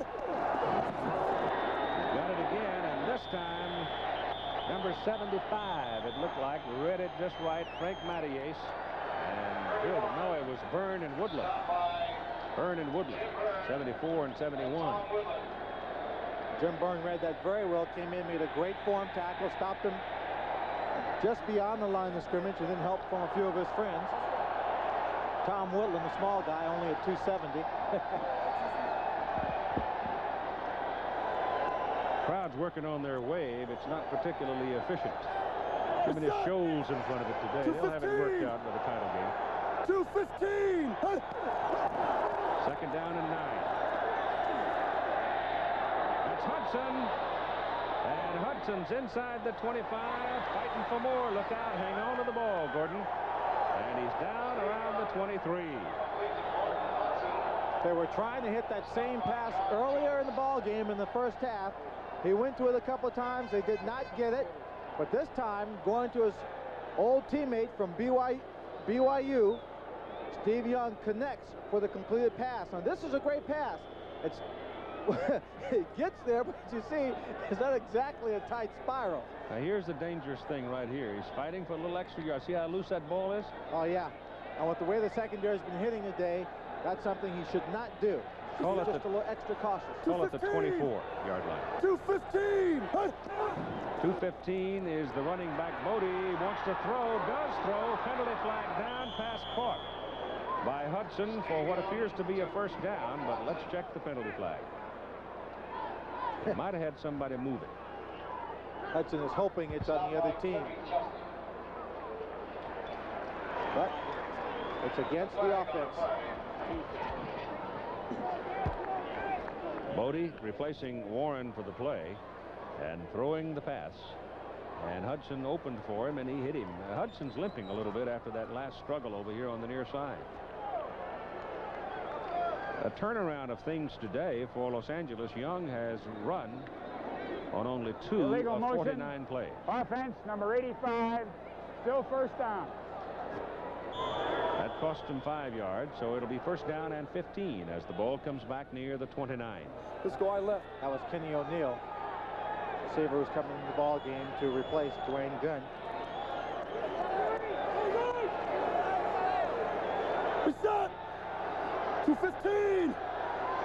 215! They give it to Warren, and Bobby Leopold penetrating outside linebacker. Got his leg as he went by. But the momentum of Warren still carries him ahead for a decent gain on the play.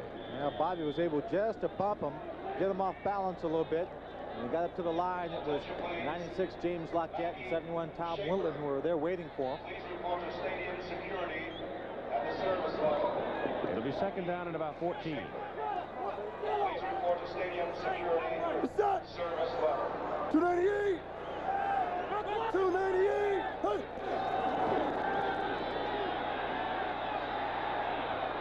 Got him in, and Townsell makes the catch at the 11-yard line. It'll be a first down for Los Angeles. He caught the ball in front of Ken Johnson.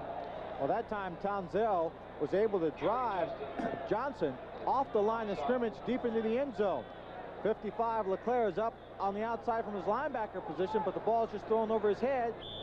Townsell comes back and makes a catch. That was 53 Bobby Leopold, who was underneath. So the Express now leading 17-14. And they're working at the New Jersey 11. Young 10 out of 21. 219! 219! Herbie Warren. That time coming up out of the secondary, Donnell Daniel, and he leveled him. Herbie Warren, stopped by Donnell Daniel. Well, he had Hart out there in front of him. Jeff Hart had position here to make a block, but Lockett goes by him. You see the linebacker right there. You see number 23 coming up, Donnell Daniel, fighting through the crowd, makes a hit, and the officials have to learn to move on the sideline. Drop those yard markers and get out of the way. Ball is at the 8-yard line, second down, 7. 298! In the corner, Townsend, touchdown. He got in front of Johnson, and Young drilled him right on the numbers. Here's where they missed Jerry Holmes. That's true, because Jerry Holmes is easily the best one-on-one coverage man for the New Jersey Generals. But this time, Young scrambling. Townsend's just running parallel just in front of Johnson, and right there. Good hard pass. He protects the ball, stays in bounds. Young delivering that pass very close to the sideline, so it's likelihood of being intercepted was low. Wayne Jones snaps it. Jeff Partridge puts it down, and Tony Zendejas drills it through the uprights. And it's 24-14 Los Angeles. Another look at the touchdown. We'll take another look. The running ability of Steve Young comes into play here. Scrambling, buying time. JoJo Townsend has his confidence, working against number 32, Ken Johnson. And it's another score for the LA Express. 1:33 to play in the third quarter. Joe Townsend, who had caught only 3 passes in the 2 previous games, has 5 today, including a touchdown. So he's having a big day in front of a crowd of 58,741 at Giant Stadium. Agony's on Walt Michaels now, as his team is down by 10 with 1:33 to play in the third quarter. Los Angeles coming in 0-2. And they had their next bode. Came this ball game looking for 2 things, a win and an owner. Yeah. Zendejas' kick goes to the goal line to Pegues. Pegues had a big return the last time, and he's got another one. Works it out to the 29, close to the 30-yard line before they finally bring him down. So they've got pretty good field position to go to work with. Down by 10. There's your attendance, 58,741. So Donald Trump was pretty close. He said 60. Good crowd. Beautiful day. Ooh. First down for the Generals, their own 29. Or if you like, close to the 30. And Flutie quickly to Collins, and Collins pays for it, but he hangs on. Wyman Henderson, who's starting his 34th consecutive game today, came up and nailed him, but Clarence locked it down, and the gain is 6. Oh, Henderson was laying back on this particular play. You see him looking in at the quarterback in his zone coverage. As soon as the ball's thrown, he starts to come up. Collins did a good job of protecting the football.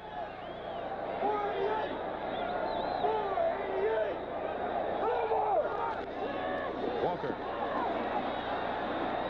trying for the first down, and he may be just short. He had to get to the 40, just near the 40. Carson, Howard.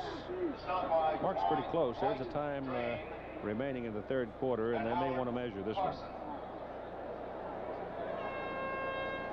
We must give credit to the defensive line of Los Angeles. They've done an excellent job all afternoon of keeping Herschel Walker and Maurice Carthen tied down in the running attack and very close to that line of scrimmage, not letting them get downfield much at all.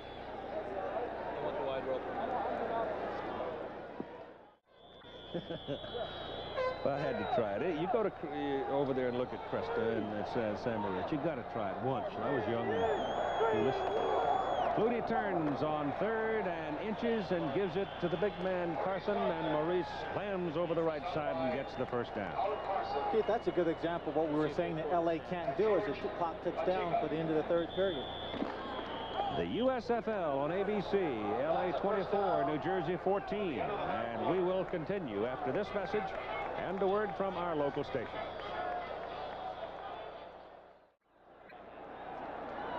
Here comes New Jersey now. First down, the ball at their own 42, trailing by 10. Split the backs, Carthen and Walker.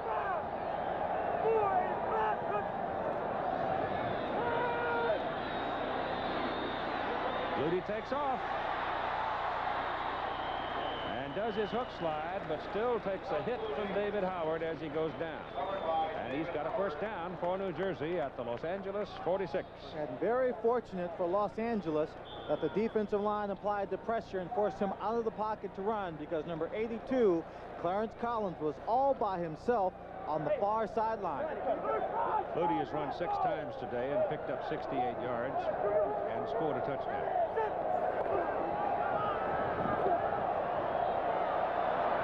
Runs away from pressure and then misses his target. Number 75, George Achika, almost got him. Sherry Young is the mother of the young man who quarterbacks the LA Express, Steve Young. She's now with Tim Brent. All right, Keith, equal time. We talked to Richard Flutie in the first half, Sherry Young here in the second half. Now, you said that Steve was very nervous this morning. He seemed very relaxed when we talked to him prior to the game. Well, I think that he tells parents probably more than he tells everybody else. But, of course he was. And this game means a lot because they've lost 2 games. And if they can win it, everything gets back on track, and that would be nice. That was bothering Steve, wasn't it? They 0-2 really put a lot of pressure on him. Well, of course. And Steve's the kind of a kid that takes a lot of responsibility on himself, whether it's his responsibility or not. And he loves these guys. He'd like to see them play, and he knows they're exciting. It was a fun ball game, and he'd like to see them do better so that people would recognize that. Steve was saying that you had become a ticket manager this week, and over 100 people here. Yes, well, at least about 150 actually. People started calling me and saying, how do you get tickets? And it just kind of snowballed, and so we got them tickets, and they're here. And the high school already had gotten their own. They have a good 50 people, I think, here. So. Well, Steve's playing well. Good luck the rest of the year. Thank you very much. All right, Sherry. Up to you, Keith. Sherry, I'd ask for a commission. 1 completion for Flutie now in the last 11 attempts. Los Angeles putting the pressure on him. He gets out into the open field, and he is brought down by Howard Carson, but he's got another first down. Picks up the first down. Carson almost caused the fumble that time, Keith. Doug Flutie saw the big open area in the center of the field, created because all of his receivers are running deep routes down the field. He doesn't hesitate, takes off after pump faking, but again, he's holding the ball in one hand. And watch Carson right there. Ball pops up, and he's lucky to be able to grab it and hold on to it. But he did, and it's first down at the Los Angeles 31. LA leading by 10. 4th quarter of play, it's Carson. And he's wrestled down at about the 27, with Carson leading the attackers defensively. 13-20 to play in the ball game. And Charles Ossery. They've got to score twice. In another USFL game. Might be our first overtime. Houston Gamblers 14. Possible, but not likely. 7. I like the element of 2-point conversions, though. That is can be very significant, and particularly in this ball game where Los Angeles was able to effectively complete one to lead by 3 instead of just 1.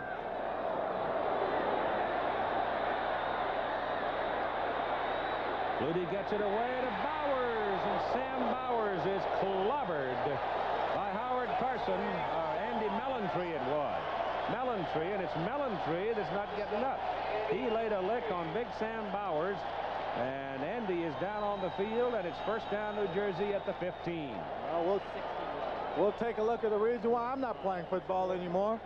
So I didn't want to take these kind of shots, but Sam Bowers, he takes a big one and hangs on to the football. And Mellontree comes in, gets right under his headgear, right at the base of the neck. He pops him, levels him. But watch who gets up and who doesn't get up. You see his legs just buckle, but Andy Mellontree goes down to the ground and he won't get up. Seems like somewhat of a delayed reaction, Keith. Yeah, he got his bell rung. He's coming off walking now. Inbound. He's okay right there. That Denver-Portland game, it's now 23-10 Denver in the 4th quarter. Run and shoot. Knight and Collins are the wide people for New Jersey on first down at the LA 15.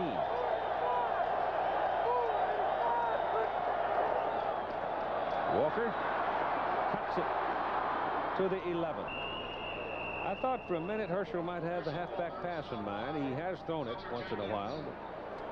Herschel always looks, Keith, and I shouldn't say always, but very often when he runs that sweep, he is looking downfield for a place to run, trying to read his blockers, and it makes it look like he's going to throw the football. They had a record crowd today at San Antonio, 21,822, but the home team's getting licked. And there's the score we just gave you. A little over 17,000 in Denver today. And Flutie back, getting pressure. Runs away from it. And scores!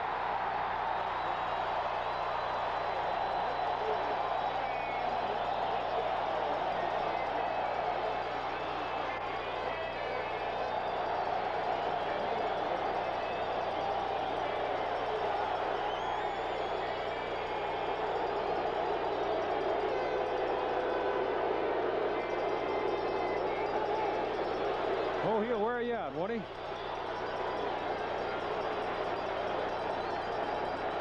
Run for 95 yards now and 2 touchdowns. And Roger Rusek for the extra point. Oh, snaps high. Partridge got it down, and it's good. Well, it's the Flutie show, huh? They go for the one. If it's magic, and Doug Flutie is a magician with all the sleight of hand. Again, he fakes it to Herschel. Again, a naked bootleg. But watch, you've got to respect him. He's going to throw the football just when he stops. Now, this time, he wisely tucks the ball away and turns into a pure runner. Picks up some blocks downfield. Scores the touchdown. This causes so many problems. The unpredictability of a scrambling passer when he's got everybody working on his side, working in the area where he has his talent. No linemen rushing downfield. They're staying back, holding their blocks in case he throws the football. And it's now 24-21, a 3-point Los Angeles lead. Well, they call him the little general around here.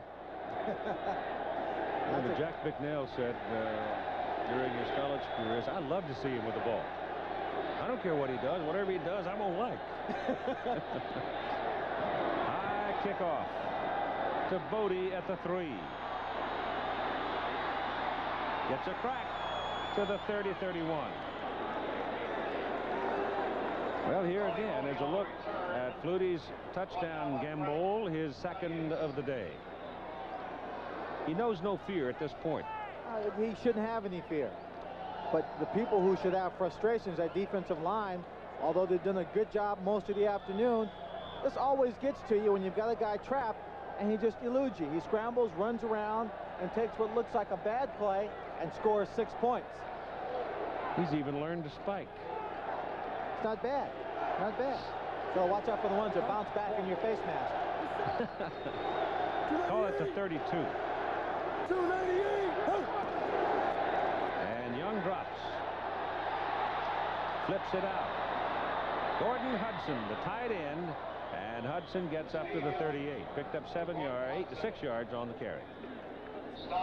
Gordon Hudson was back there blocking, Keith, and someone slipped by him, and as they did, Steve Young felt the pressure. He just released to the outside, and Steve dumped it to him almost without looking. .24-21 ball game. 10-15 to play in the game. He's set. 215. 215. Oh, it's Kirby Warren around the corner and a first down as he reaches the New Jersey 49. You would think now, I know by now, that 215 is a running play. Well, I don't think that was a running play called at the line of scrimmage. I think you just called that number off. Oh. Very well. I'm not sure, but I doubt very seriously whether the 215 was a running play. I bet you.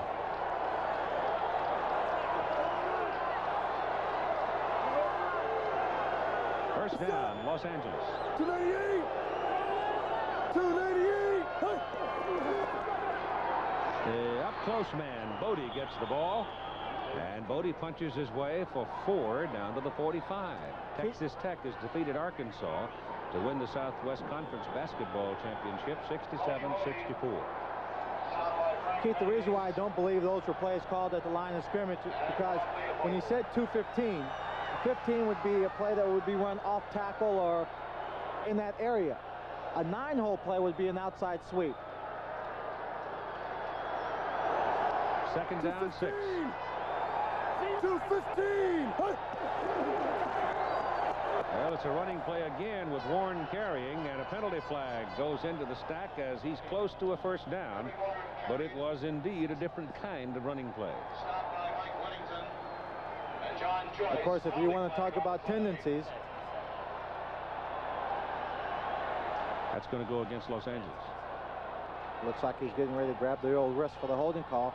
If you want to talk about tendencies, the number one tendency for the LA Express at this point is that Kirby Warren will be carrying the football. Yep. Why not? Just activated into his first game. And having a big one. It's a big penalty, too. Ted Humphrey, the referee. Holding. Offense. Number 88. Still second down. Whoa, his old BYU partner. Gary Hudson. He just got caught that one time. That's okay. Let's go.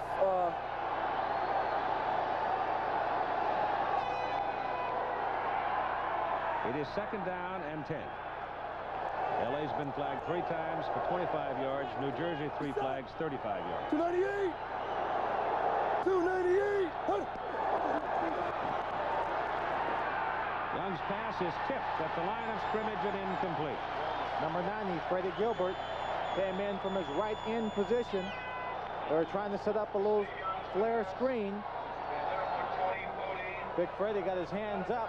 He's 6'4". Was able to tip the ball away. This might be a considerable play in this ball game. The whole scheme of things. 8:50 to play. 24-21. Third down and 10. Wayne Gunn out with an injured knee. 298. 298. Penalty flag. Young's caught behind the line of scrimmage and dropped at the 47 of Los Angeles. It was James Lockett celebrating going off the field. James Lockett, we haven't mentioned his name a lot in the course of the afternoon, but he is doing a very good job. Formation, offense, penalties decline. Brings up fourth down. That is the 14th sack of the season on Steve Young. I think part of it is due to the fact, Keith, as we mentioned at the early part of the ball game, he starts to scramble. He starts to run into the pocket. People are collapsing all around him. Jeff Partridge into punt. Darnell Daniel deep for New Jersey. General's going to get the ball and trail by 3 with a lot of time. Good kick. At the 12. And down at the 22. So it's a 41-yard punt, about a 10-yard return. The Generals will go to work from their own 22. Two pretty good football teams right there hooked up today. Houston and Oakland with the Gamblers on top 14-7. And Denver, fourth quarter now, 23-17 over the Portland Breakers. They had a crowd of over 17,000 today. And they had offered this, that if you come buy a ticket and you don't like what you see, then you can go down and with your ticket stub and get your money back. It'll be interesting to see how many folks do that, especially if they win. If they lose, now look out. All right, here comes New Jersey. First down, trailing by 3 points. 8:10 to play in the game. Oh, what happened? There's plenty of time left.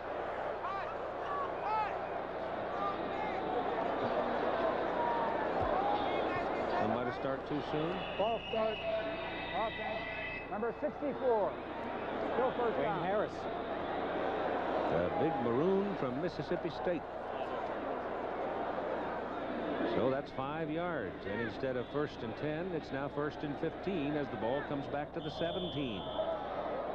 Those kind of little mistakes can be very expensive.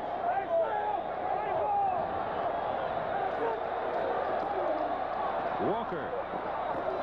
Gang tackled at the 19. They might give him the 20.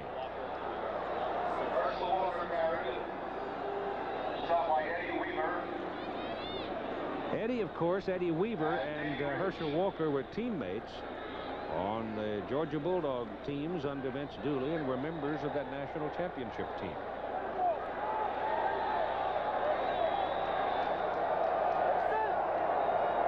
Second down, about 12.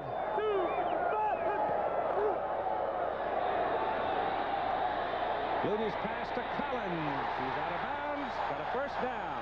At the New Jersey 47-yard line, he beat Troy West and Wyman Henderson. It was Henderson, the man who had the responsibility on that corner. And Collins turned it inside, and Fluty threw a perfect pass. This was the best pass I've seen Doug Fluty throw on a straight drop-back pass. Steps into the pocket, has good position, and look, a perfect strike on the sideline to Collins, to Chris Collins. Walker. Herschel's a searcher. And he gets about to midfield. Darrell Patillo, first man to get to it. Saw number 76 is Ben Rudolph, and Doug Fluty came up to try and give Herschel a little help with a block. He hit Ben Rudolph and bounced right back off of him. Yeah, but Ben's one of those big guys that's been chasing Fluty all day. He had him out here in the open field, and Fluty just tied him up and ran right by him. Second and 7. 228.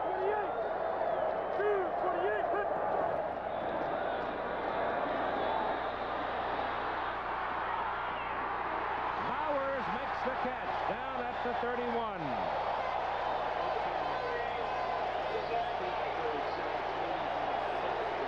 The Los Angeles Express were playing in a man-to-man coverage. Number 33, Dwight Drain, was a man covering Sam Bowers. You see the blitz. You see the linebackers inside coming in. Number 75 is George Achika. They're putting pressure, chasing Fluty out of the pocket, but he throws maybe better on the run than he does when he's dropping straight back. He has a hand in his face. He still finds Sam Bowers, who comes up with a good catch. First down for the Generals. Walker over the left side to the 30 for a couple of yards. And there's a final score. Tampa beats San Antonio 31-18 as John Reeves goes 25 of 31 for 298 yards and 3 touchdowns. John Hadel pacing uneasily with only a 3-point lead, and the New Jersey Generals have fire under their seats going in on this drive. Well, if they get it in the end zone, they can assume a 4, or if they go for 2, a 5-point lead, forcing Los Angeles to score a touchdown. Second down from the 29. Fluty still got it. Into the end zone for Collins, and it's knocked away. And almost caught on the rebound. Jeff Speck almost caught the ricochet. A little magic by Doug Fluty and a little juggling act by his receivers. Number 47, Troy West. Number 33, Dwight Drains, were back there on the coverage. The free safety, Troy West from USC, and Drain from Oklahoma. Both safeties back there on the coverage. Fluty was giving his receivers a chance to make the catch. They were fairly well covered. He threw it high.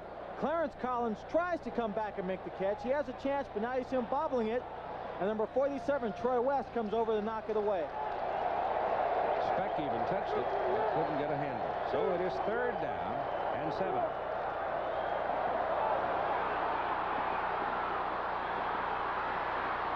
Little flip ahead to Harmon, and Clarence Harmon goes down to the 10-yard line.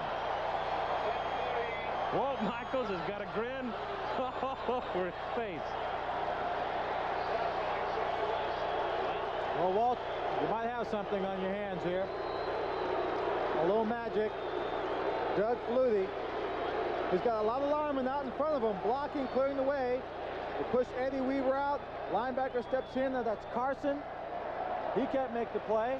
Just flips it to the outside. You know what it is, Swanee? He has a sense.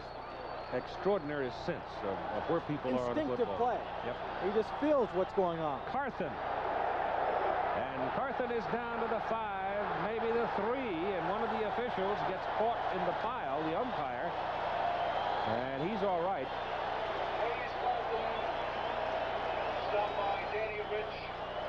Keith, while the New Jersey Generals are moving this ball, keep in mind they're doing it using up the clock. The clock is stopped right now. The official starts it again. They're ticking off those precious moments, and as it ticks down, it makes it a little bit more difficult for John Hadel to try and bring his team back should they score.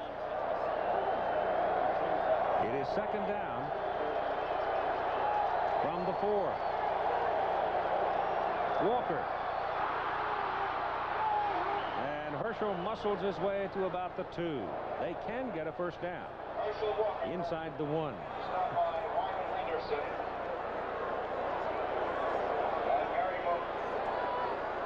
Clock shows 3:30 and counting now. As Flutie looks to the sidelines, and Speck will bring a play in. And that's just fine with Walt Michaels. After using up a lot of magic with Doug Flutie, some gadget plays, right now inside the 5-yard line, he can rely on the ability of his 2 running backs, Maurice Carthen and Herschel Walker, and his offensive line firing it out. Can play very safe here and use more of that clock.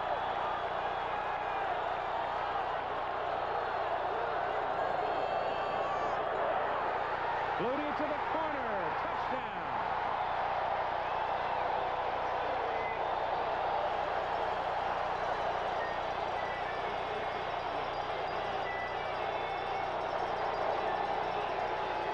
Did I say conservative?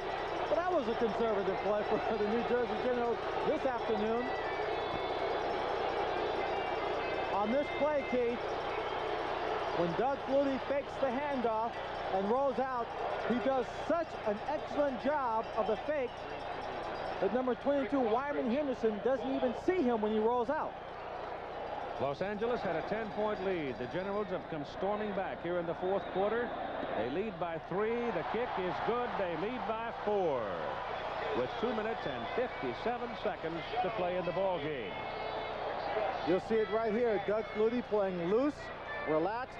You see the fake right here to Herschel. Now look at the top of the screen. Wayne Harris is blocking. Wyman Henderson, 22. He never saw Doug Flutie. 9 plays, 97 yards, and the 3rd touchdown for Doug Flutie.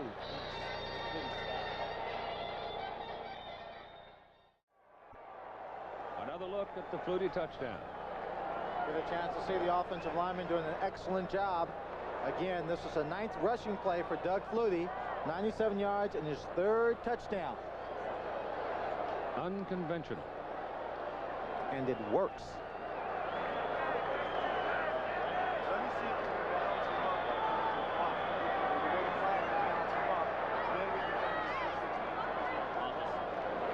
Ruzek to kick off. Bodie and Alexander deep.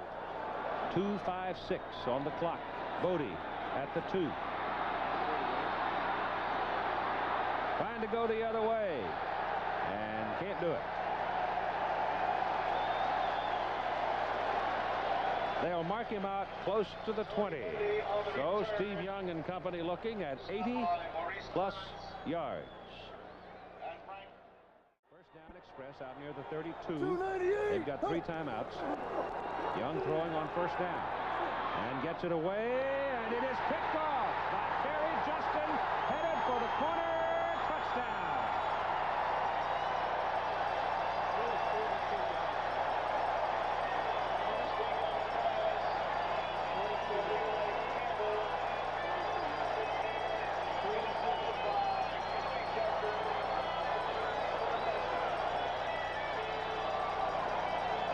A 42-yard interception return by Kerry Justin. The ball was late getting there, and Justin was in the right place at the right time. He's throwing like a short flag route. The ball is right there on the sideline. Justin just waits, stands back, picks it off. The ball is intended for Leroy Campbell. And Justin, who had been close to a couple of those plays early in the ball game, was watching Steve Young the entire time. As soon as he cocked his arm and let it fly, Kerry Justin came flying up from his corner position, picked it off and all the way into the end zone. Ruzek for the try after, and it's good. So the New Jersey Generals now with an 11-point lead and 2 minutes and 12 seconds to play in the ball game, and I would imagine John Hadel feels like he's been gut shot because that interception happened right in front of him. Right in front of him. Still enough time on the clock for his team to march down the field, and his team has been playing well here in the second half, Keith. They put together 2 very good drives to score points in the third quarter, and you thought that, well, maybe they were pulling themselves together. They might pull this one out. Well, it's a new adventure for that young man. In fact, both of them. For Steve Young to be involved in ball games and not be on the plus side and pulling them out late. And Flutie has run today for 97 yards and scored 3 touchdowns.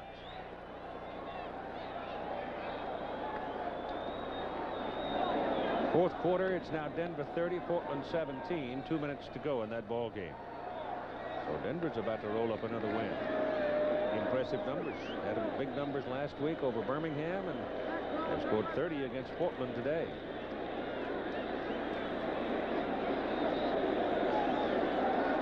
Ruzek will kick it to Alexander and Bodie. And from here on, the Generals can come out now and start playing center field. They will. I think Roger Ruzek, since his kickoff team is covered very well, will probably just go ahead and kick it deep as opposed to the squib kick. Very high, not too long. Bodie about the 10. Down at the 22. Again, Tim Brandt with Maurice Carthen. All right, Keith, I'm still here with Maurice, and we've been talking. Maurice, let me ask you first about the contract situation. You signed with the Giants this past week. Are you more relaxed now? Is it a burden off your shoulders? It's just like a big relief now. All that's behind me now, and I can concentrate on the football now.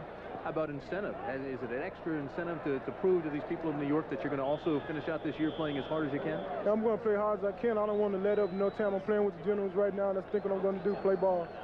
Does a future contract ever, the injuries ever come back in your mind? You worry about anything like that? No, I'm not worried about injuries. I think if you go out and play hard and hit people, you can stay away from injuries. All right, Maurice. Thank you very much. Good luck to you. Keith? John Hadel now talking to his quarterback, Steve Young, as we come to the 2-minute mark. 2 minutes to play in the football game, and New Jersey out on top now by 11. Well, the heat's on. It was a fourth quarter letdown against the Houston Gamblers with just over 9 minutes to play in the ball game. Houston came back to beat Los Angeles 34-33 after they were down 33-13. So it's a fourth quarter letdown today, and New Jersey has bombed away. 298. Working out of the shotgun, and the New Jersey defense on deep drops. They go the short route to Townsell. He gets a first down as he crosses the 35-yard line. At halftime, Houston has moved out to a 21-7 lead over Oakland. Jim Kelly, 17 out of 25 passes for 251 yards at halftime. And we've got a Los Angeles man down on the field, Derek Kennard. They've already lost Dwayne Gunn today to injury. And now it is Kennard down on the field, their left guard. Once again, a reminder. It would seem here that New Jersey is going to win this football game with an 11-point lead, and they're looking at that knee again. So we'll go down to College Park, Maryland next Sunday here on ABC for our USFL presentation. The Generals against the Baltimore Stars, who are off to a wobbly start, 0-2-1. And it looked like Baltimore, well, they had a 13-0 lead over Memphis. Memphis came back to win the ball game 21-19. Kennard's now up and walking off the field. And if I remember, they had a 17-0 lead over Oakland. Oakland came storming back to tie them, and they played in overtime without scoring in that game. And so it'll be interesting to see the Baltimore Stars next Sunday against the New Jersey Generals. It'll be interesting to see what Vince Gibson, the defensive coordinator, not Vince Gibson, Vince Tobin decides to do against Flutie. First down, Los Angeles. The ball near the 36 is Steve Young. Goes again the sideline route. The pass is caught. Do they give it to him? Townsell trying to get both his feet down, and he could not do it. Pitcher must have made a very quick call. on that play. There are two officials that were right there on the sideline to see it. He's been going to the sidelines quite a bit, and you see the cornerback here coming up. He got a little bit of a jump on it. But it's a very well thrown ball. There's the catch. That's very close, very close. 2nd and 10.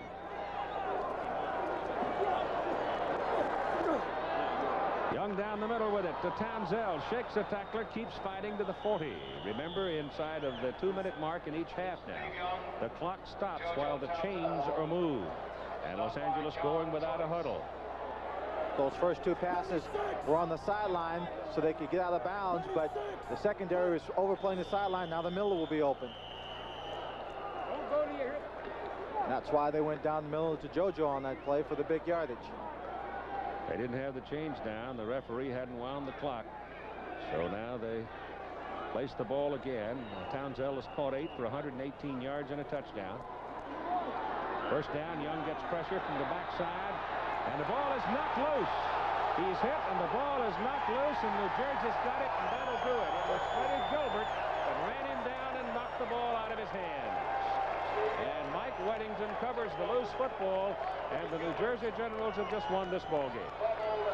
We saw a couple of times where Doug Flutie, carrying the ball with one hand, almost lost it. That time, Freddie Gilbert just came in and intentionally went for the football because he had it in one hand and knocked it away. But there's an injured player, another Express football player, down on the field. Well, they don't have that many wide receivers on their roster.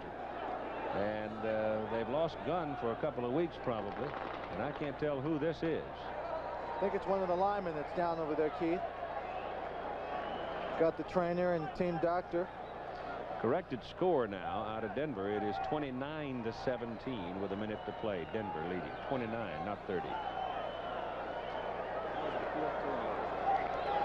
Freddie Gilbert from Georgia. We'll take a look at the play now. He's number 90. You see him being blocked there at the top of the screen.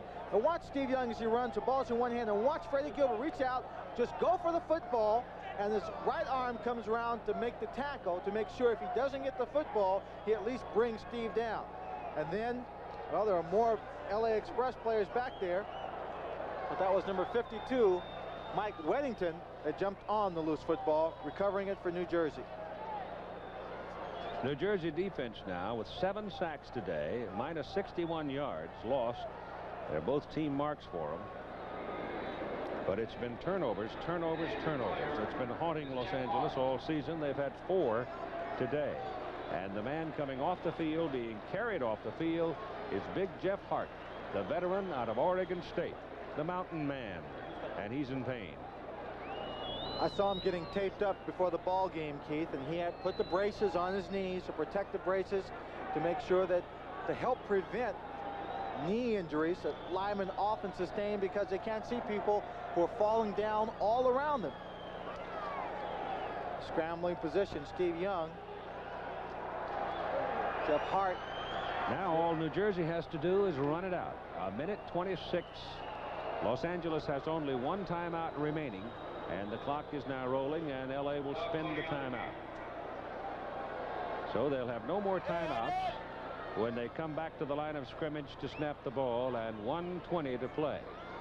So the 4th quarter letdown by the Los Angeles Express. Going to make them 0-3. It can be said another way, Lynn Swan. It hasn't necessarily been a letdown by the Los Angeles defense, but rather a stunning comeback by the New Jersey Generals.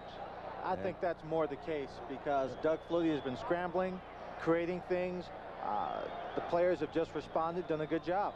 I don't think there's been a letdown whatsoever by the defense of the Express. The clock starts rolling now, and Los Angeles with no timeouts remaining. So the Express are going to go home with injuries and an 0-3 record. While the New Jersey's record will go to 2-1, and they're on their way south to run into a bunch of angry people, I would think, in the defending champion Baltimore Stars. We've had big performances by a lot of people today, and we've had key injuries, including one right there to the right tackle, Jeff Hart. Clock is now rolling, inside 40 seconds to play in the ball game. And they can take one more snap. Steve Young in today's ball game ran only 2 times in 64 offensive plays. That was the game plan.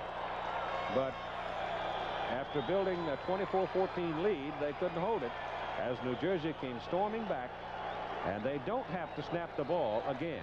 The clock is rolling along. You've still got about 12 seconds to play in the ball game, but it belongs to the New Jersey Generals as Doug Flutie and Steve Young meet in the center of the field. And Young goes his way and Flutie goes his, and Doug's walk will be a lot happier than that of Steve Young. Your final score, New Jersey 35, Los Angeles 24. Now let's visit with Doug Flutie. He talks with Tim Brandt. All right, Keith, I'm with Doug Flutie and Herschel Walker, and now you have to be relaxed. You have to feel at home now. We did. I really felt good out there, especially in the second half. Had some problems throwing the ball. I wasn't throwing the ball real well today, but we fought through it. You know, it seems, Herschel, playing with Doug, there's just so many possibilities every time the ball is snapped that it's got to make it easier, not only for him, but for you guys, too. No doubt it'll make it a great deal easier because people are going to have to throw at defense. And Doug is a tremendous player. I think a lot of the NFL have criticized him. I think 90% they was wrong. So Doug go out and play as a winner. And I think people are going to have to respect that. Now, on that pass, a little to Clarence. Did you have any idea you were going to do that until it happened? Not until it happened. I started out there. I was looking downfield. Nothing was there. Tucked it under, started to run, and I knew I wasn't going to get the first down. I saw Clarence slip off. I just got rid of it. How much of the offense is in now, and how much do you feel like you have command of? We have everything in. We have everything in. I feel pretty good about everything. You add things from week to week depending on who you're playing. You know, little twists, little wrinkles, but pretty much we got everything in.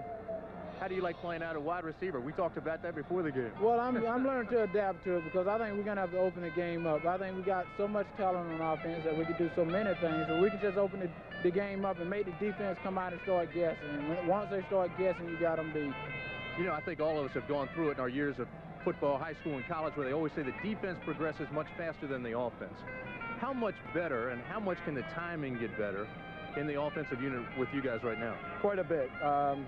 I'm still a little bit shaky on things. I think today, primarily, I just wasn't throwing the ball real well. But our passing game's got a long way to go yet, and I'm still working on it, and things are going to come together soon. We were able to move the ball, which is great, but we're relying on our defense, especially in the first half today, to make some big plays for us, and they came through with quite a bit of big plays. You and I have talked about it, and so many other people say that one of the toughest things for a quarterback coming into the professional ranks is being able to read the defenses. Are you doing that better? That's true. I am. I'm still thinking a little too much out over the ball, you know, of where I should be going with the ball and that type of thing. But you can see what happens. There are a lot more combination coverages. There's a lot more man coverages, and it's difficult to pick up for a little while. But it's got to get to where it's second nature, and I'm not having to concentrate as much over the ball. Do you feel comfortable in the offensive scheme the way they've moved you around, Herschel? No doubt. I feel a lot comfortable because I've always stated that I wanted to be an all-around player. And I think so far moving out the wide out and then coming back into the backfield has helped people to see that I can do more than just run the ball. All right. Congratulations to you guys. Thank you very much. Thanks for talking with us. Keith? Thank you, Timmy. All right, Timmy, thank you very much. And they're mighty happy and proud of their little general here in the Meadowlands right now because he sparked a stirring comeback. His team was trailing by 10 points when he scored this go-ahead touchdown. Again, there was an excellent play set up by his rolling out early in the ball game. Good play action by Herschel Walker, and it makes it look easy. It makes it look all so simple when he's playing his kind of football. The coup de grace was the 42-yard touchdown run by Kerry Justin after an interception. And so it is done. The executive producer of ABC Sports is Roone Arledge. Today's coverage of the Los Angeles Express New Jersey Generals game produced by Ken Wolf. Directed by Craig Janoff. Our technical director, Rich Gilber. Associate director, Rob Biner. This is Keith Jackson along with Lynn Swan and Tim Brandt in East Rutherford, New Jersey, the USFL, an exclusive presentation of ABC Sports.